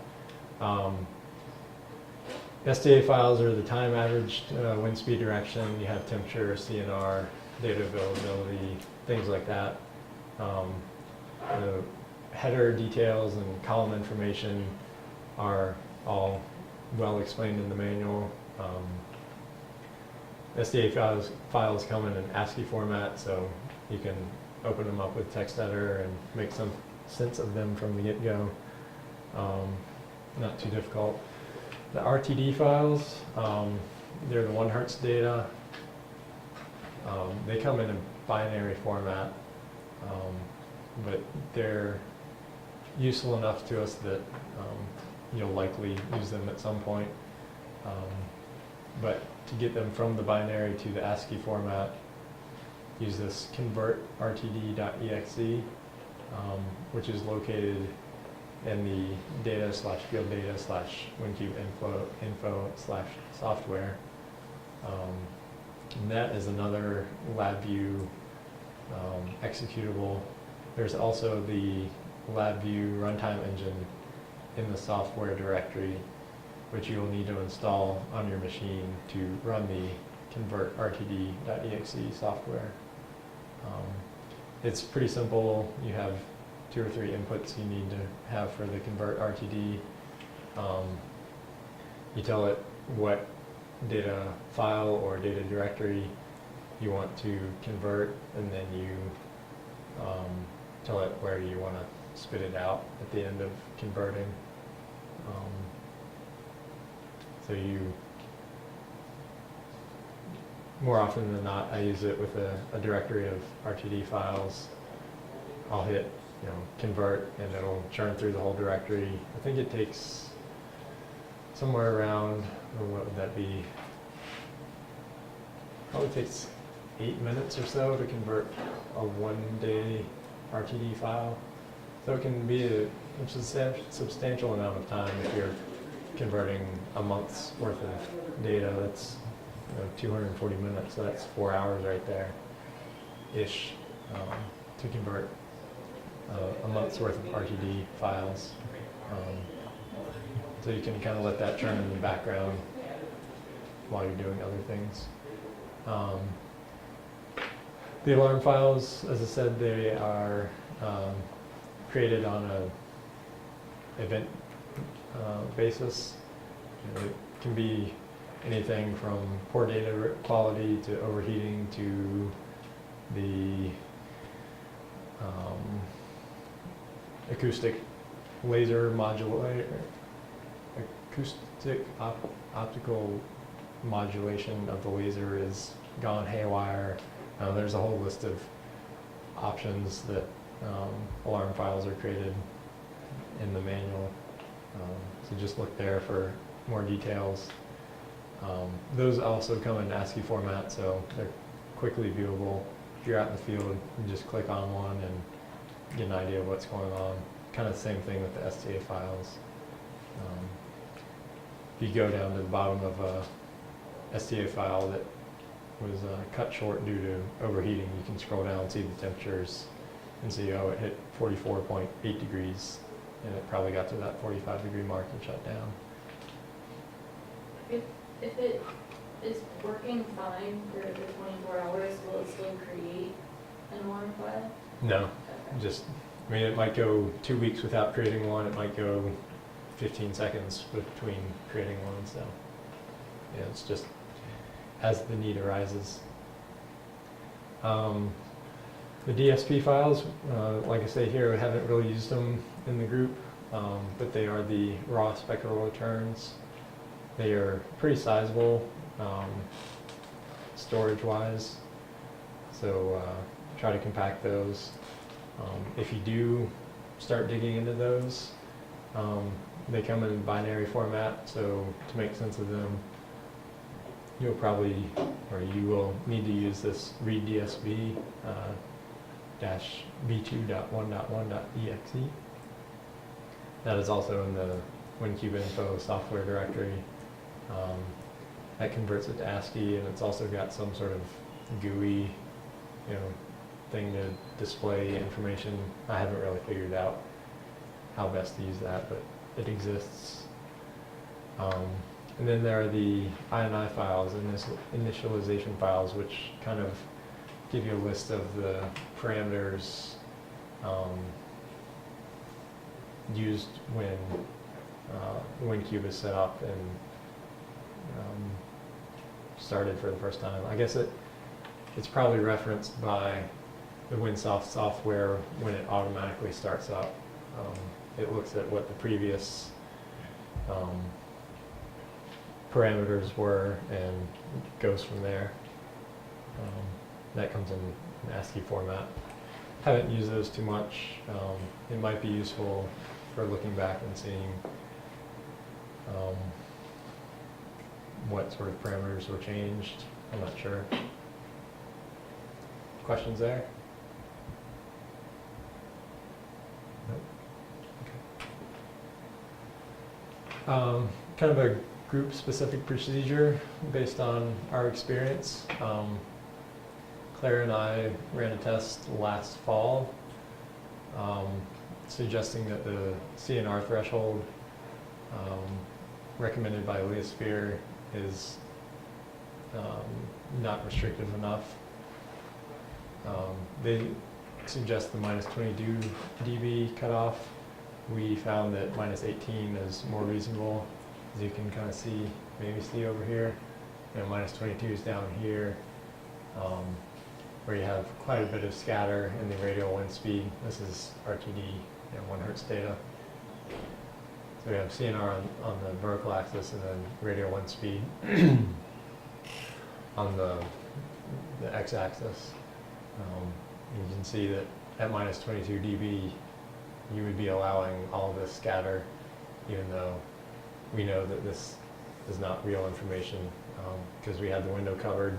There's no real wind speed that can be detected. So I don't know if you can really read it here. In green is minus 18 dB, which cuts off all of this noise essentially. So we definitely recommend bumping up to minus 18 or more. And Did Leosphere give an indication as to how often we should run that test? they didn't. I was thinking that when the systems get overhauled, it would be interesting to see Even? what it is then, and then maybe as it progresses once a year after that. As a coarse filter, you can apply this minus 18 dB to the STA values. You know, there's CNR reported in there, so if you see CNR at minus 20, you can say at this same height, same time, throughout all that data. Or you can go into the RTD data and recalculate STA values. I know Brian has done something similar to that with the scanning LiDAR data from last summer, essentially recreating wind speed direction from a 1 hertz data. So, yep, that's something to be aware of, and it definitely does affect our correlation between two systems sitting right next to each other if we throw out data that's less than minus 18 dB. So you said that those data points are when the lens is covered? Yep. So why does it seem like the average speed it's getting detected is not 0? I don't know why it's doing that. I would also think it should be centered on 0, and I think Julia's found with comparison to towers is that there is vertical velocity bias Oh, that's with the wind cubes. telling you. Yeah, with Wow, the there you go. yeah, that's true too. But I'd say colors are uniformly distributed over all radial wind speeds. So I think it's just a bias in the system. But that would be a good project to dive into if it hasn't already been done. I'm not aware that it has. But your suspicion is that that bias in real data would manifest itself in the W component? I think so. Yeah, because essentially if you have a shift in the radial speed, you're going to have a vertical shift in your sign fit, if I understand that correctly. And that's, you know, a vertical component.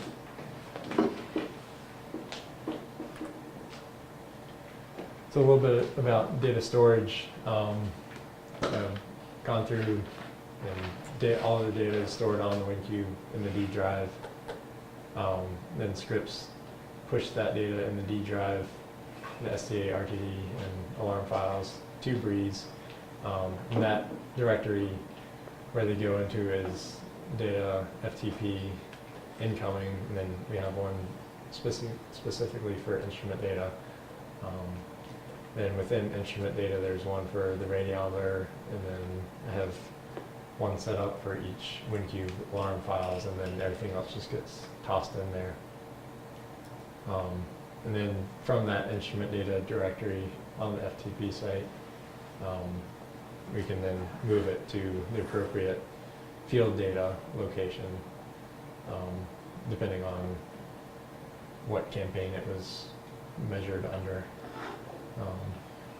So there's, you know, the field data directory is data/field data/ whatever directory. I show that down here at the bottom. More often than not, it's NWTC. Right now, it's Lumex, things like that. Then talking about what I do with the DSP files. So probably I could do it tomorrow. I might go out early next week, and I will gather all the DSP files from July, highlight them all, and then use 7-zip to tar them, And then just the way 7-zip is set up, I have to tar them. And then after that tar is done, I have to G-zip them. And that really gets the size down to a reasonable size. So that's a two-step process. You can put them in a 7-zip format, but that's less useful for other folks to use. Some of them are still in that format. But once I get them in the tar file, the 7-zip file, I'll just stick my flash drive in there, put them on the flash drive, and then put them on the hard drive, external hard drive that's in my office. And yeah, they just kind of live there until they get deleted or used. So nothing fancy.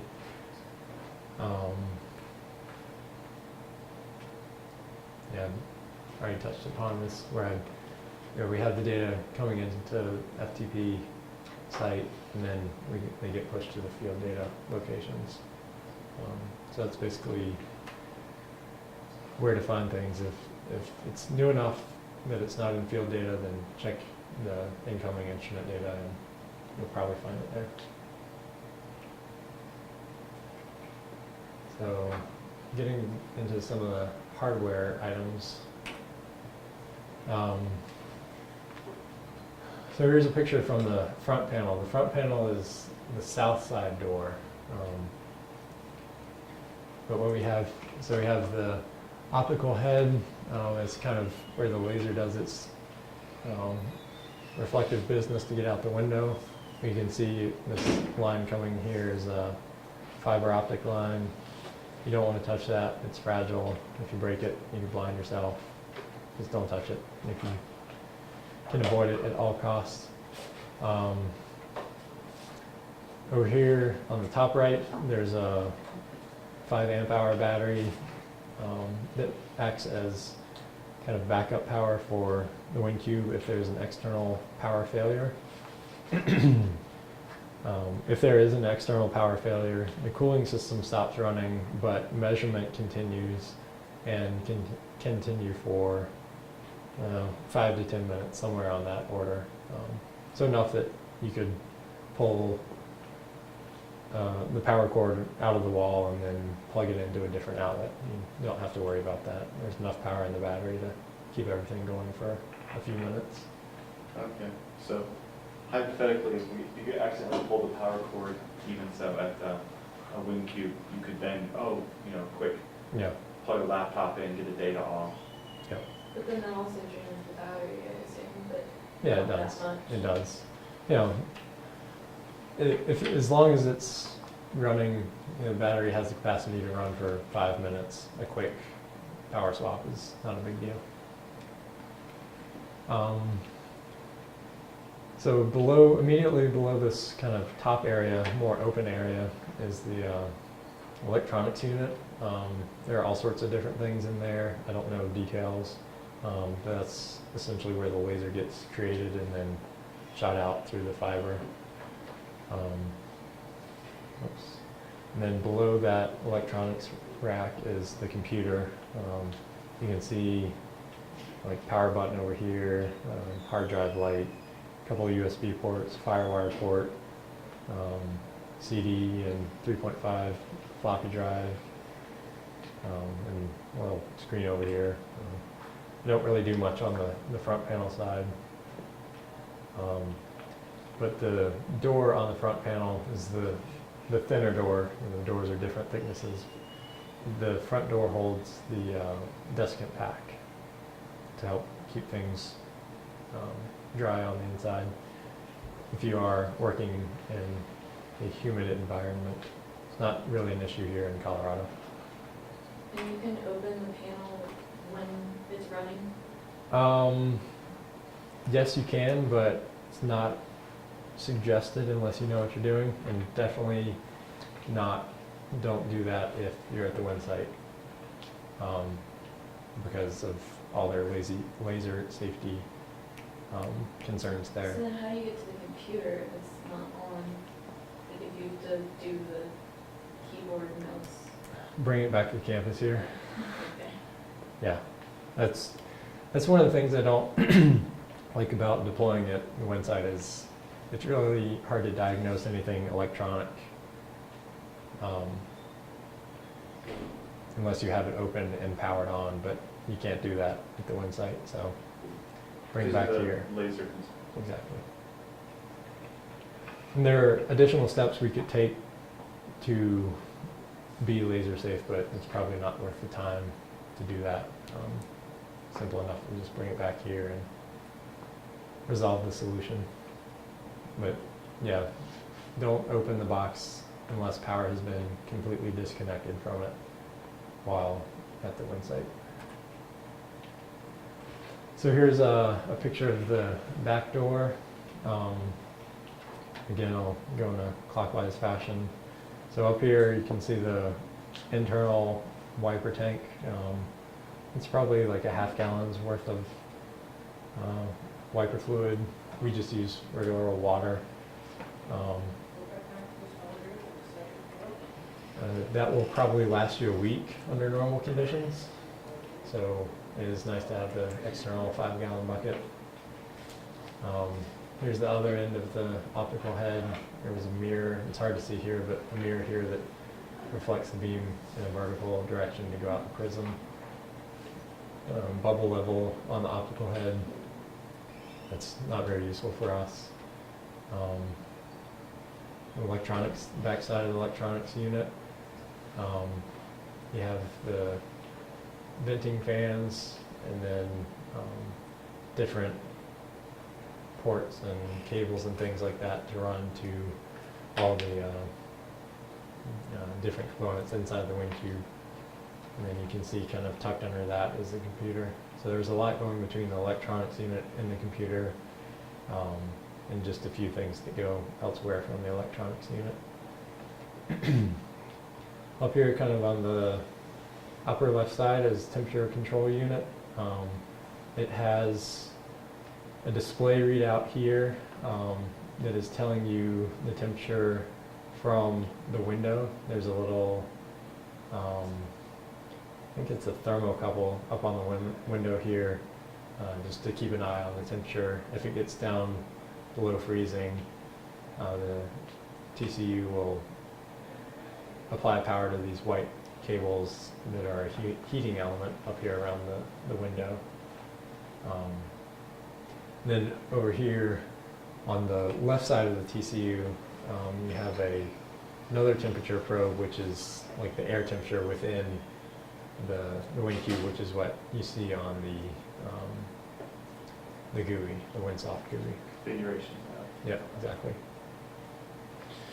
And then this little connector here is the output for the LTA cooling unit, which goes on the back door. So there's just a simple cable, orient it in the right position, push it in, and turn like all the other safety connectors. And then on top of the TCU, you have a router. So far, I haven't been able to get it to work with our Verizon SIM card. That's a future project right there, is getting this router working with Verizon. It might be a more robust signal since it has a good external antenna as opposed to just the little USB dongle. We did have that working for the first month or so with an AT&T modem. I think it's just the way AT&T has their network set up. It might be GSM as opposed to Verizon as a CDMA, CMDA, whatever it is. So just kind of like a network architecture. So is it, like, you can just buy any kind of SIM card and pop it in there? Yeah. Theoretically? That's my understanding of it. But I think with the Verizon SIM cards, we might need to pop them out of the USB modems and then have them activated or whatever it's called to agree with this router. Have to plug in some numbers. I know that's something we've had to do with the newer Verizon modems we got, the new Verizon modems we got were 4G compatible, and they weren't really working very well in Iowa because there wasn't 4G. So we had to pull those SIM cards and have that SIM card account activated on the older model of modem. So there's, I think, something analogous to that needs to be done with this router. To get it to be active, Yeah. for us to use it, yeah, right, sure. To make use of that router. Otherwise, it just kind of hangs out on top of the temperature control unit there. So that's kind of the front and back of the WinCube.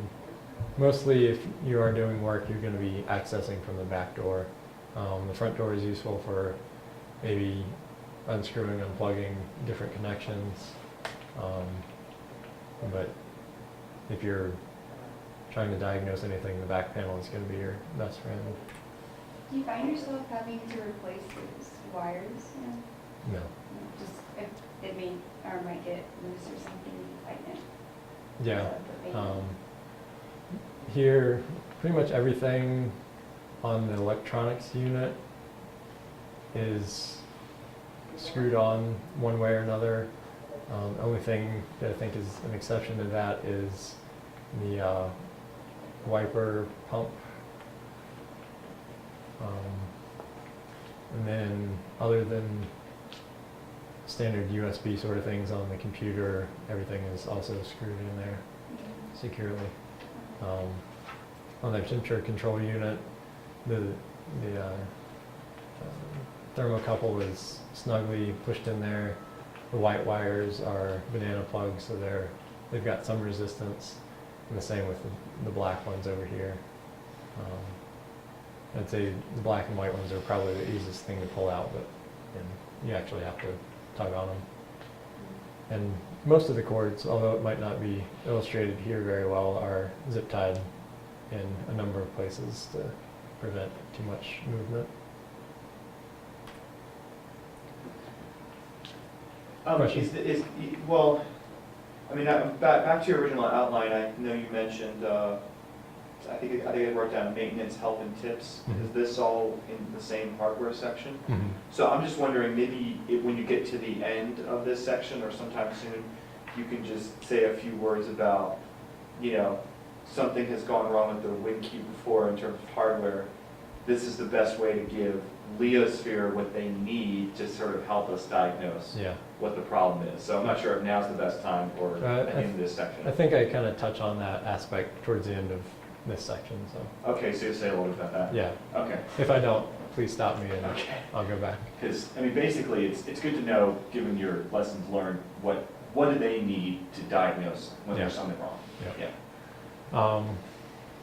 So just a little bit about sun cover. It's a pretty basic piece of equipment, but keep it attached during warm weather, like I was saying earlier, from June-ish to October, November-ish. Take it off outside of that time frame, so the window heater is able to melt off any frozen precip. And you don't have to worry about tightening down the 4 screws for, you don't want to overly tighten them or anything. It just needs to hold the sun cover on, keep it from getting picked up by the wind and tossed around. When you don't have the cover on during the winter, what do you suggest doing with the Verizon modem? Is there a place you can put it? It's covered? Yeah, I mean, more often than not, we've been at the wind site during the winter, so I just keep it in the cubby, the hatch. And it seems to do fine there. I guess the signal is strong enough. But I have kind of thrown around ideas in my head about ways to have them protected from the elements while still out floating around, in theory getting better signal. So that if that needs to be something that happens, I'm sure it can happen with, you know, a small weather-resistant case of some sort. Just take it out and Velcro it to the side of the wind cube, basically. What happens, say, if, I mean, I don't know, say if is there a way to know if it does snow when you have the sun cover on? Basically, you know, you put it on there, say in June, and something bizarre happens. I'm not sure what the question is. In other words, if I'm in Colorado and you do get a snow, say really early or whatever, Early in the or fall. say you're out early in the fall, right? Yeah. And the cover's on. Any way to diagnose that, or just kind of watch the weather? Yeah, watch the weather, and I think that CNR would be a good place to look. Okay. You know, if the CNR is all over the place, or just if it doesn't look normal, essentially. And then also the advanced tab, you know, where it had all the squiggles, and then after a certain amount of time, it got to a more consistent value. I think that would also change. So just being familiar with what's normal on there, and comparing it with anything abnormal. So that advanced tab that you were showing before with the squiggles, is that, that's diagnosing something about CNR again? No, that's a voltage, Oh, that's the and voltage. voltage versus time, and I don't know what else it was. And then the DSP power versus frequency. Okay, So so that looks that's pretty giving you a unusual. Doppler shift essentially. Okay, Yeah, I would say this is maybe not the best representative normal, since this was captured during, you know, heavy rain. sure, So okay. just with anything, I would say just try to get a feel for what's normal and recognize when it's outside of that range. Any other questions? No? Okay, I'll keep going here. So the power supply is pretty reliable. I did have one unexplained failure earlier this summer, but if you're doing any work on it, definitely disconnect it from the power, let it sit there for a little bit to let the capacitors die off. There are instructions on how this whole assembly is put together in this manual here, again, in the manuals directory, the enclosure assembly instructions. The original design was just in a plastic box, and they kept running into overheating issues with that.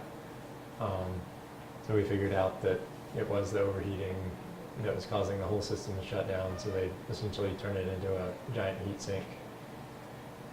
But like I say, pretty reliable. Nominal output is on the order of 24 volts DC. Anything in that range is going to be happy for a WinCube. Wipers. So the wipers exist to clean the window, to increase our data recovery. They are notorious at not working for us, especially in Colorado, especially at the wind site. It might appear that the wiper doesn't work. You know, you can manually trigger it from the GUI, so if you're out there on site and you hit it and nothing happens, then something's wrong. You'll usually hear like a whining at the very least, like the motor is trying to work, but it's not. Sometimes the gears just get in a position and there's enough resistance from the blade that the wiper can't get moving enough to actually work, so just give a little nudge back and forth and that can help it. The wiper blade on WinCube 68 has been getting stuck on the lip of the window itself, so that was causing it to fail. To fix that, I just flipped the blade around, took it off and did a 180 on it, and it's working fine now. And there's also a fuse on the wiper And that's, something, just standard car fuse, you unplug it, you can look at it, see if it's blown or not. If it is blown, get a new one, plug it back in there. So it doesn't necessarily mean the motor is completely shot. Replacements are expensive, I think on the order of $600-700. And I've got 2 of them in my office right now that I've torn apart and trying to take 2 broken ones and make it into one working one.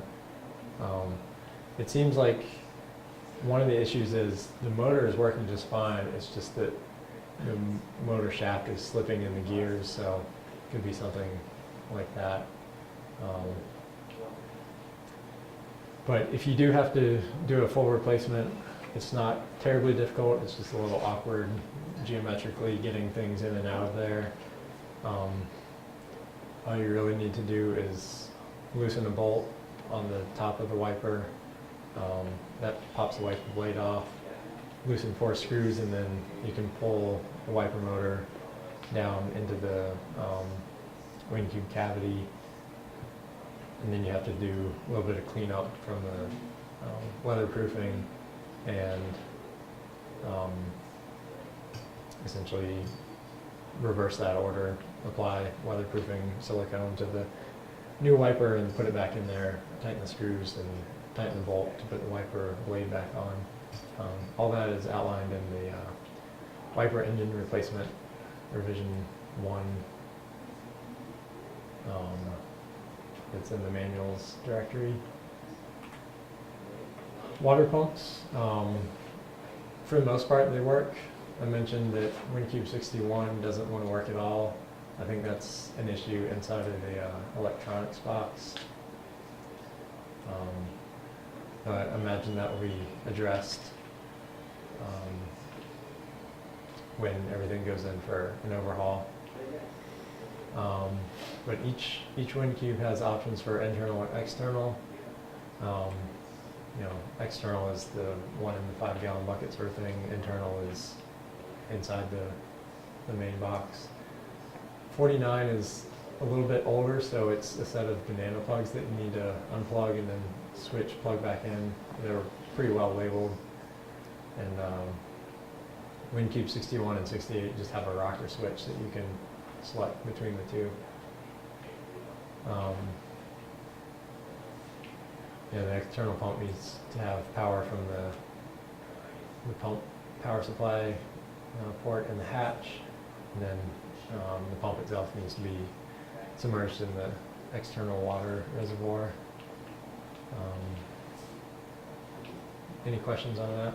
I know there were some earlier.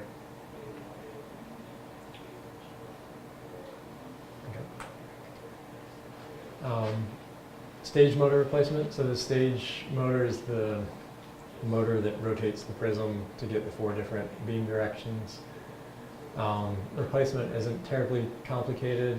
It's just a matter of unscrewing a few things, and there's more than one way to approach it as well. But the thing to really make sure of is that you are not going to contaminate any of the optical components of the WinCube. So you're working right over the mirror that redirects the laser upwards. You're also handling the prism, so just make sure to avoid touching those, cover them when possible to keep other things from falling in unexpectedly. If you do get a smudge or dust on there, use kind of standard optical cleaning techniques. Nothing super fancy, just you want to be careful, use Kim wipes, something like that. The things that told me the stage motor was misbehaving is on the GUI, on the time profiles tab. You know how it reports wind speed. It'll show something like 347.2 in that little digital display on the front page of the GUI, and it'll be consistently very small. It seems like the system thinks the stage is working properly, but obviously it's not rotating, so it's something that really showed up for me. We've had to replace the WinCube 68 stage twice in the last year and a half. So that one's probably one to keep an eye on more than any of the others. NRG says that cold weather can be kind of hard on the motors, just the way they're designed. So during cold spells, just keeping a special eye on that one. I threw together some of the guidelines that NRG sent us about stage motor replacement and put those in a PDF also in the manuals directory. And I have a few photos of that operation in the CU WinCube Google account. Peltier replacement. So this past weekend, I swapped out the Peltier that was blown up on WinCube 61. Peltier is a cooling system, temperature control system for each WinCube. It's the thing that's on the north side door, the back panel. It's really straightforward. You just have to do a lot of turning with a screwdriver, so you have all these screws along the perimeter of this plate here, and then you have 3 screws on each side of this bit here that is the actual Peltier cooler. You can see this one's pretty dirty and rusty from however many years it's been out there. And then you just need to make sure to connect the wires in the appropriate place from the temperature control unit to the Peltier cooler itself. I just realized that I have a document that kind of details items for the Peltier and temperature control unit, but I haven't put those up online yet, so I'll make sure to get those in the manuals directory, something hopefully obviously titled. It's a pretty straightforward operation though, nothing complicated. I've changed the computer on WinCube 68. Most of the work is just cable connecting and disconnecting. There are 4 screws on the front panel side that hold the computer to the rack. I ended up swapping the hard drive, and that wasn't really any different than your standard desktop, laptop computer sort of component swap. So just take the panel off and put the hard drive in there, sort of thing. Do you have to get the computer from the USB? You don't have to, but I assume it's a lot easier if you do, Yeah, considering I'm assuming that all the software is already on it, so. yeah, software and any special data cards that they have. And it comes with a hard drive? Like, if you get the computer from them, they'll have a hard drive? Yeah, I mean, definitely you'll talk to them before they send you the computer and make sure that everything's in line. How do you go about talking to this here? I've got, let's see here, no. So their main LiDAR guy, his name is Welly Cobden, really nice guy, really knowledgeable guy. He's always happy to help. But then there's also David Carlson. He seems to be more of a just general technician for their systems. Email them directly or through their technical help email. I've got some of that stuff later. Propane generator, we have 2 of them. Avoid them at all costs. But if you have to, again, there's a manual in the propane, or manual in the manual directory about how to operate and maintain the generator. There's been a change in the propane connection architecture, I'll say. One here illustrated on the left side allows individual tanks to be swapped at will. These red dots are essentially flow control valves. Whereas the other architecture, you have to have 2 of them on there for it to work properly, or else you're just kind of leaking gas or not getting any flow at all. And yeah, just try not to try not to use these. Use wall power it as much as possible. Is it just because the propane is a lot of times inconsistent? Or? Yeah, they're not very consistent at running. That's one of the main troubles we had at CUX 11 is generators not running. It wasn't the wind tubes that were giving us trouble, it was the generators. But sometimes you do need to use them and use this manual to know what to do.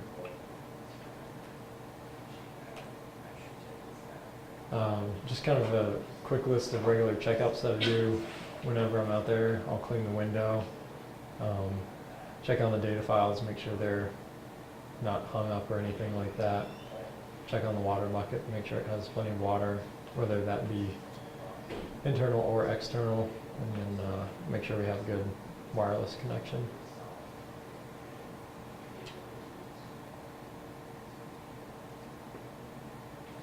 Is that pretty much the end of the hardware section? A couple more things, Okay. I think. When you're cleaning the window, can you just clean that while it's on, or do you just turn it off? Yeah, no, it's fine to do on. I guess if you're hovering over it too much, the wiper might be activated and squirt you at the same time. But if it's a hot summer day, that's not a bad thing. So, but with what the fluid for the window, Yeah. I mean, it's just regular water. I guess I thought it was something else. Yeah, there. for the most part we use just tap water. We used some alcohol-like additive when we were out at the wind site during the winter to help reduce freezing. Yeah, naturally. But it was a specific additive that was okay by the environmental folks out at the wind site, since it is, you don't want to pollute the ground sort of thing. Essentially it would evaporate before it got a chance to soak into the ground, get into the groundwater. General advice here, if something isn't working correctly, just try to make sure you don't have any loose connections. Start at the source of the problem and work your way backwards. It's best to, unless you really know what you're doing, best to disconnect power, gently shut down and disconnect power if you're working inside the box. It's best not to short a circuit and fry the whole system, because that's a good chunk of change, as opposed to having NRG come out and take a look at it, sort of thing. Use a multimeter if you know what you're doing. You're not really going to need to use the ammeter, the current meter, unless you like to replace fuses in your multimeter.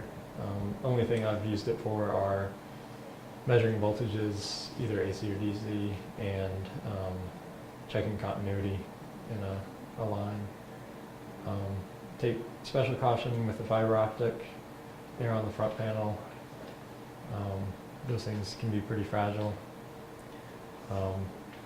Take pictures when you're doing any work, any work of substantial nature, I should say. And you can use those pictures to contact NRG, there's their website there, to help diagnose what's going wrong. The best place to start is to just kind of describe what's not working, and any ideas why you think it might not be working, and then having pictures to back it up. Like with the Peltier cooler, we saw that was obviously fried, but we didn't know if it was just a problem with the board or the control unit or the cooler itself. So I took pictures and took a few voltage measurements to get an idea what was going on And then if you are doing some major work, it's always a good thing to take pictures at each step of the process, so you can kind of work your way backwards, leave your trail of breadcrumbs. And it's also helpful with those pictures to put them up on the Google account for future reference. And then eating a good breakfast is always good to get on by, so I threw that one in there. So I guess this is the point where I wanted to ask, kind of what you need to give NRG, like, so you kind of mentioned a lot of it, but I guess, maybe just say a little more about, what kinds of things do they look for in order to diagnose the problem carefully, especially say if you're on the phone with them, what are they going to ask you? What kinds of things are they going to ask you to do to tinker around with Really it? early in the morning if you're on the phone with them. Well, but I mean, No. do you usually call up NRG though? Yeah, I call up Energy, so it's only 2 hours, not waste fear. Fortunately.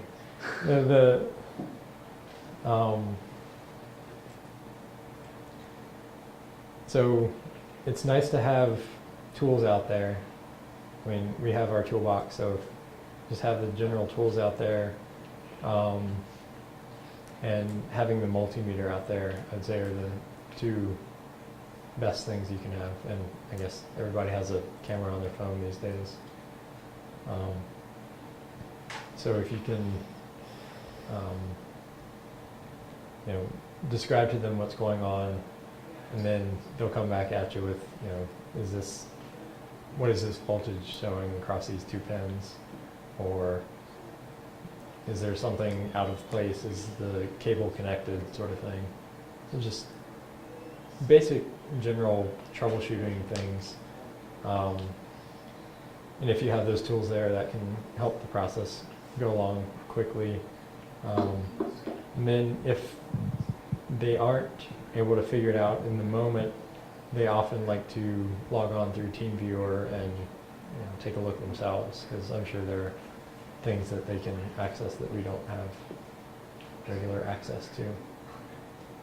So yeah, it's a good idea even if you have the one of the panels off, to have it connected to a solid modem connection and so on. Yeah. Yeah. Yeah. So, but just with respect to troubleshooting, I mean, I've seen you in here or on the roof Uh-huh. with the wind cubes before. Mhm. I mean, semantically speaking, I mean, just like you were saying, if you're going to have it energized but still working on it, I mean, it's best semantically just to be here on campus and Yeah. No, at the there's no way to inside. have it energized at the one site and have the box open right. as it stands right now. And what Welly told me was that essentially there's no risk, no blinding risk unless you are putting reflective objects in the path of the laser. So as long as you avoid the optical head, here in the black, either in the top left here or the top right here, if you avoid that, take off jewelry if you have jewelry on.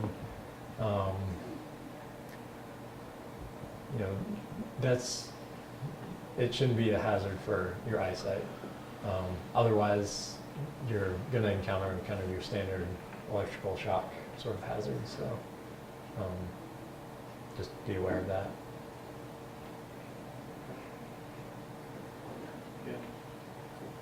Yeah. And gosh, I was remembering that.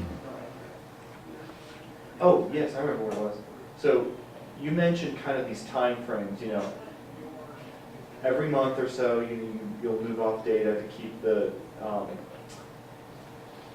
hard drive from not being too overloaded. You also mentioned certainly every 6 months or so you're going to want to remove the cover and so on, those kind of things. Mm-hmm. But you also mentioned the replacement of the computer, the replacement of the Peltier cooler, the replacement or the need for the replacement of the wiper and motor, I think? Yeah.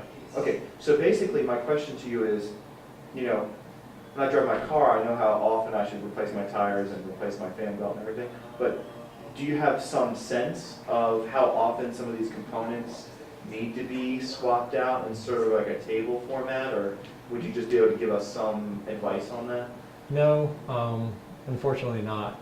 The computer, I think was, it might still be giving us trouble, but that was kind of like a one-off sort of thing. The stage motor, you know, we haven't had any troubles with WinCube 49. We haven't had any troubles with WinCube 61. 68 has had 2 failures in the last year and a half.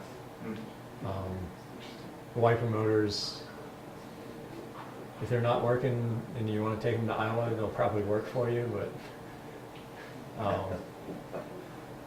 yeah, they're just kind of a hit and miss sort of thing.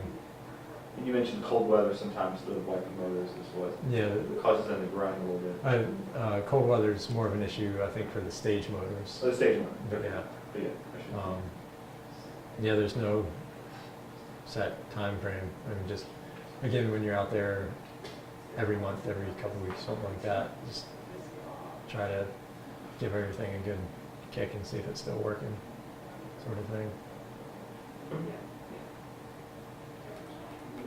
Yeah, I wasn't even sure if in their documentation, Leosphere says, oh, you know, this, They- every so often you'll need to replace this component or something. No, Yeah.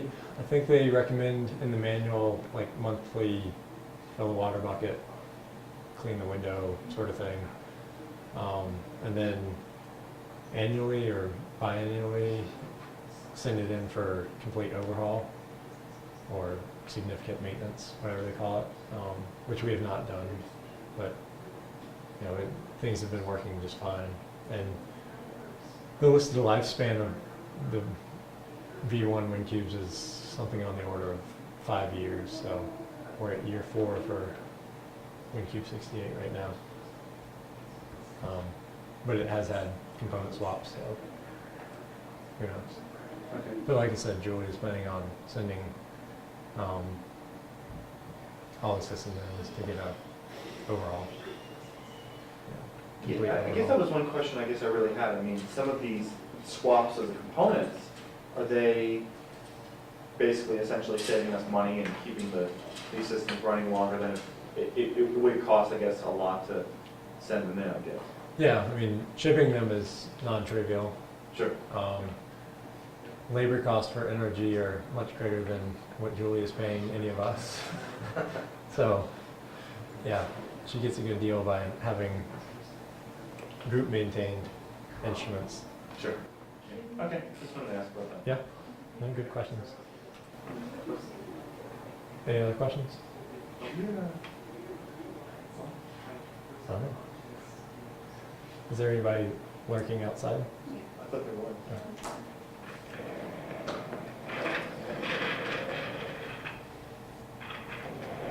She's talking.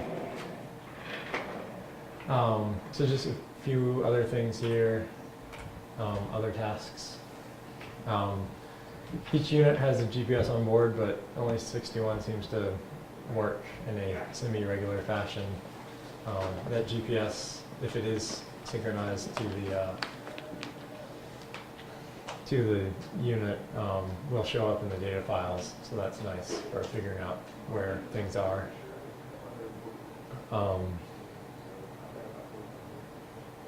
And then if, you know, for WinCube 49 and 68, GPS rarely works at best.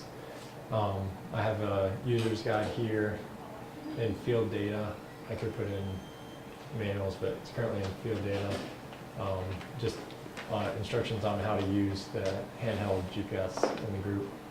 But basically what you want to use that for is orienting each unit to north, and then also marking the lat long of each new location. But I advocate that the best way to learn how to do all that is you have the manual open, and then also playing around with it at the same time. You can find plenty of stuff online. You know, it's a Garmin GPS, so they have nice forums and manuals, things like that. Once you do have all that, the waypoint data in there, you can transfer it to your desktop with this Garmin freeware. It's called Basecamp. You can import, export, create new waypoints in there, and then you can also export the waypoints from a campaign into a KML file, which is convenient for Google Earth if you wanted to overlay aerial imagery, things like that. So just kind of giving you places to start here with all of that. I'd say Basecamp is fairly easy to pick up. It's not too complicated. A nice GUI there. That's what I have for GPS. One thing that we haven't really done is grounding the WinCube. Inside of the hatch, there's a screw terminal with a wing nut intended for grounding, electrically grounding the system. Grounding at the wind site is hard because you're not supposed to dig.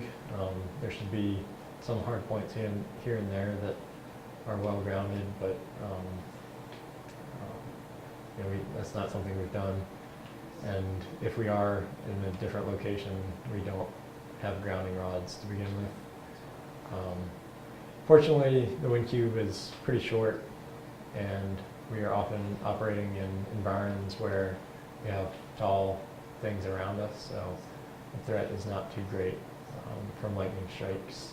But if we are in a relatively prone position with potential of severe weather, we might want to consider grounding the system.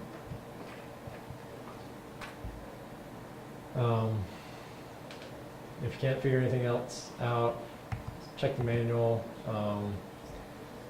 The commissioning PowerPoint that NRG gave us back in 2010 is in this manuals directory. Contact Welly, NRG in general. Welly's email address is lkc@nrgsystems.com.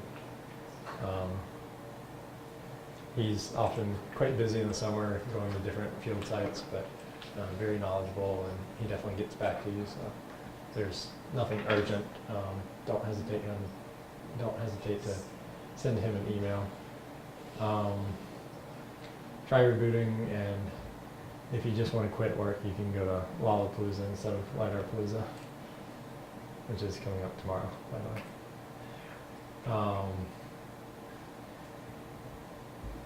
Did y'all need anything else off of this one? Just touching on some of the software that I use here. I am putting code up on a GitHub site. Still working out all the little details on that. That's my MATLAB code. I'll have a common directory of scripts that are used widely across all of my kind of more superior codes.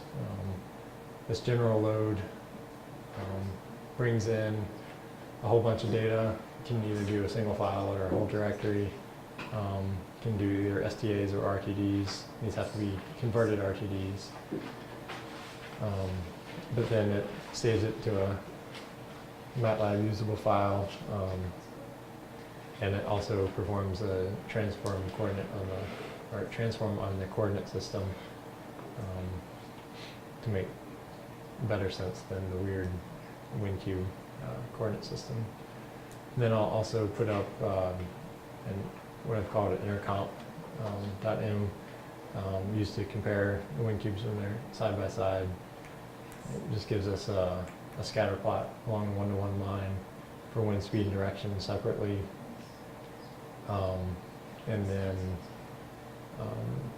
creates profile plots of the fit statistics as well. So just some basic MATLAB routines that will be somewhat useful, but probably more useful if you take the time to go in and customize it to whatever you need to use it for. Then I've also taken some time and created a data viewer webpage. This is publicly available. Just go to breeze.colorado.edu/data viewer, and it's got a simple list of hyperlinks to different field campaigns and their daily plots of different things, usually wind speed, wind direction, maybe CNR. And then you can take the existing scripts there, code there, and modify it for a new field campaign. It's great for browsing through all the data quickly. And Giovanni has done something very similar on the for the CUX13 data. He's added some nice features that I did not include, like a map or just his navigating approach is a little bit different, but the CUX13 page is down there. So check those two out and kind of get a feel. But they're very useful for going back and looking, what was happening on this day at this time, or find a time when wind speed was in the right kind of range. I'll touch quickly on the radiometer. This is Katja Friedrich's instrument. Her office is just over here. We've kind of adopted it as an instrument. It lives out at the Wind Technology Center for now. It's not very fussy with anything. The data files are small, so it's easy to transfer all that.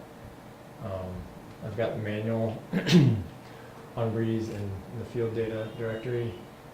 And then I also have similar scripts for maintaining the cellular connection and transferring data via FTP. All Is of the those, C drive on the radiometer? yeah, so all of those are stored in the FTP scripts, at least, are stored in the C drive inside of the directory called CU scripts. And they're activated by the same things, the same window task sort of things. So that is all I have. I know went through the last few quickly, so if you have questions, don't hesitate to ask. That was very useful. No, I yeah. know there's a lot to it, and I hope I didn't assume too much, so yeah. And this is 4 years of experience and with wind cubes boiled down to 2 to 3 hours. Hopefully everything doesn't break with you. Fortunately, I'm not too far away, so I can still answer questions.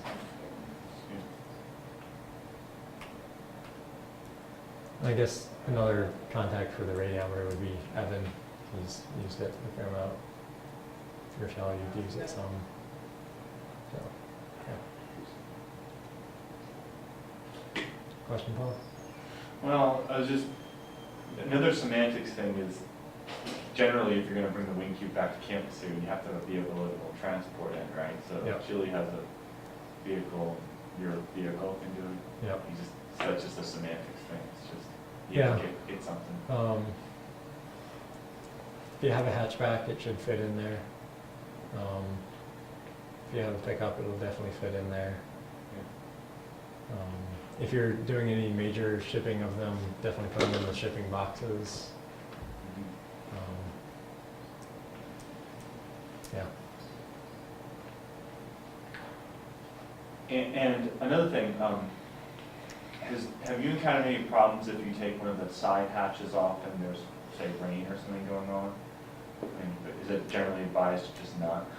Yeah, try to avoid that, and if you do, if it's just drizzling, I'll kind of tilt the door so it's oriented more face down, Okay.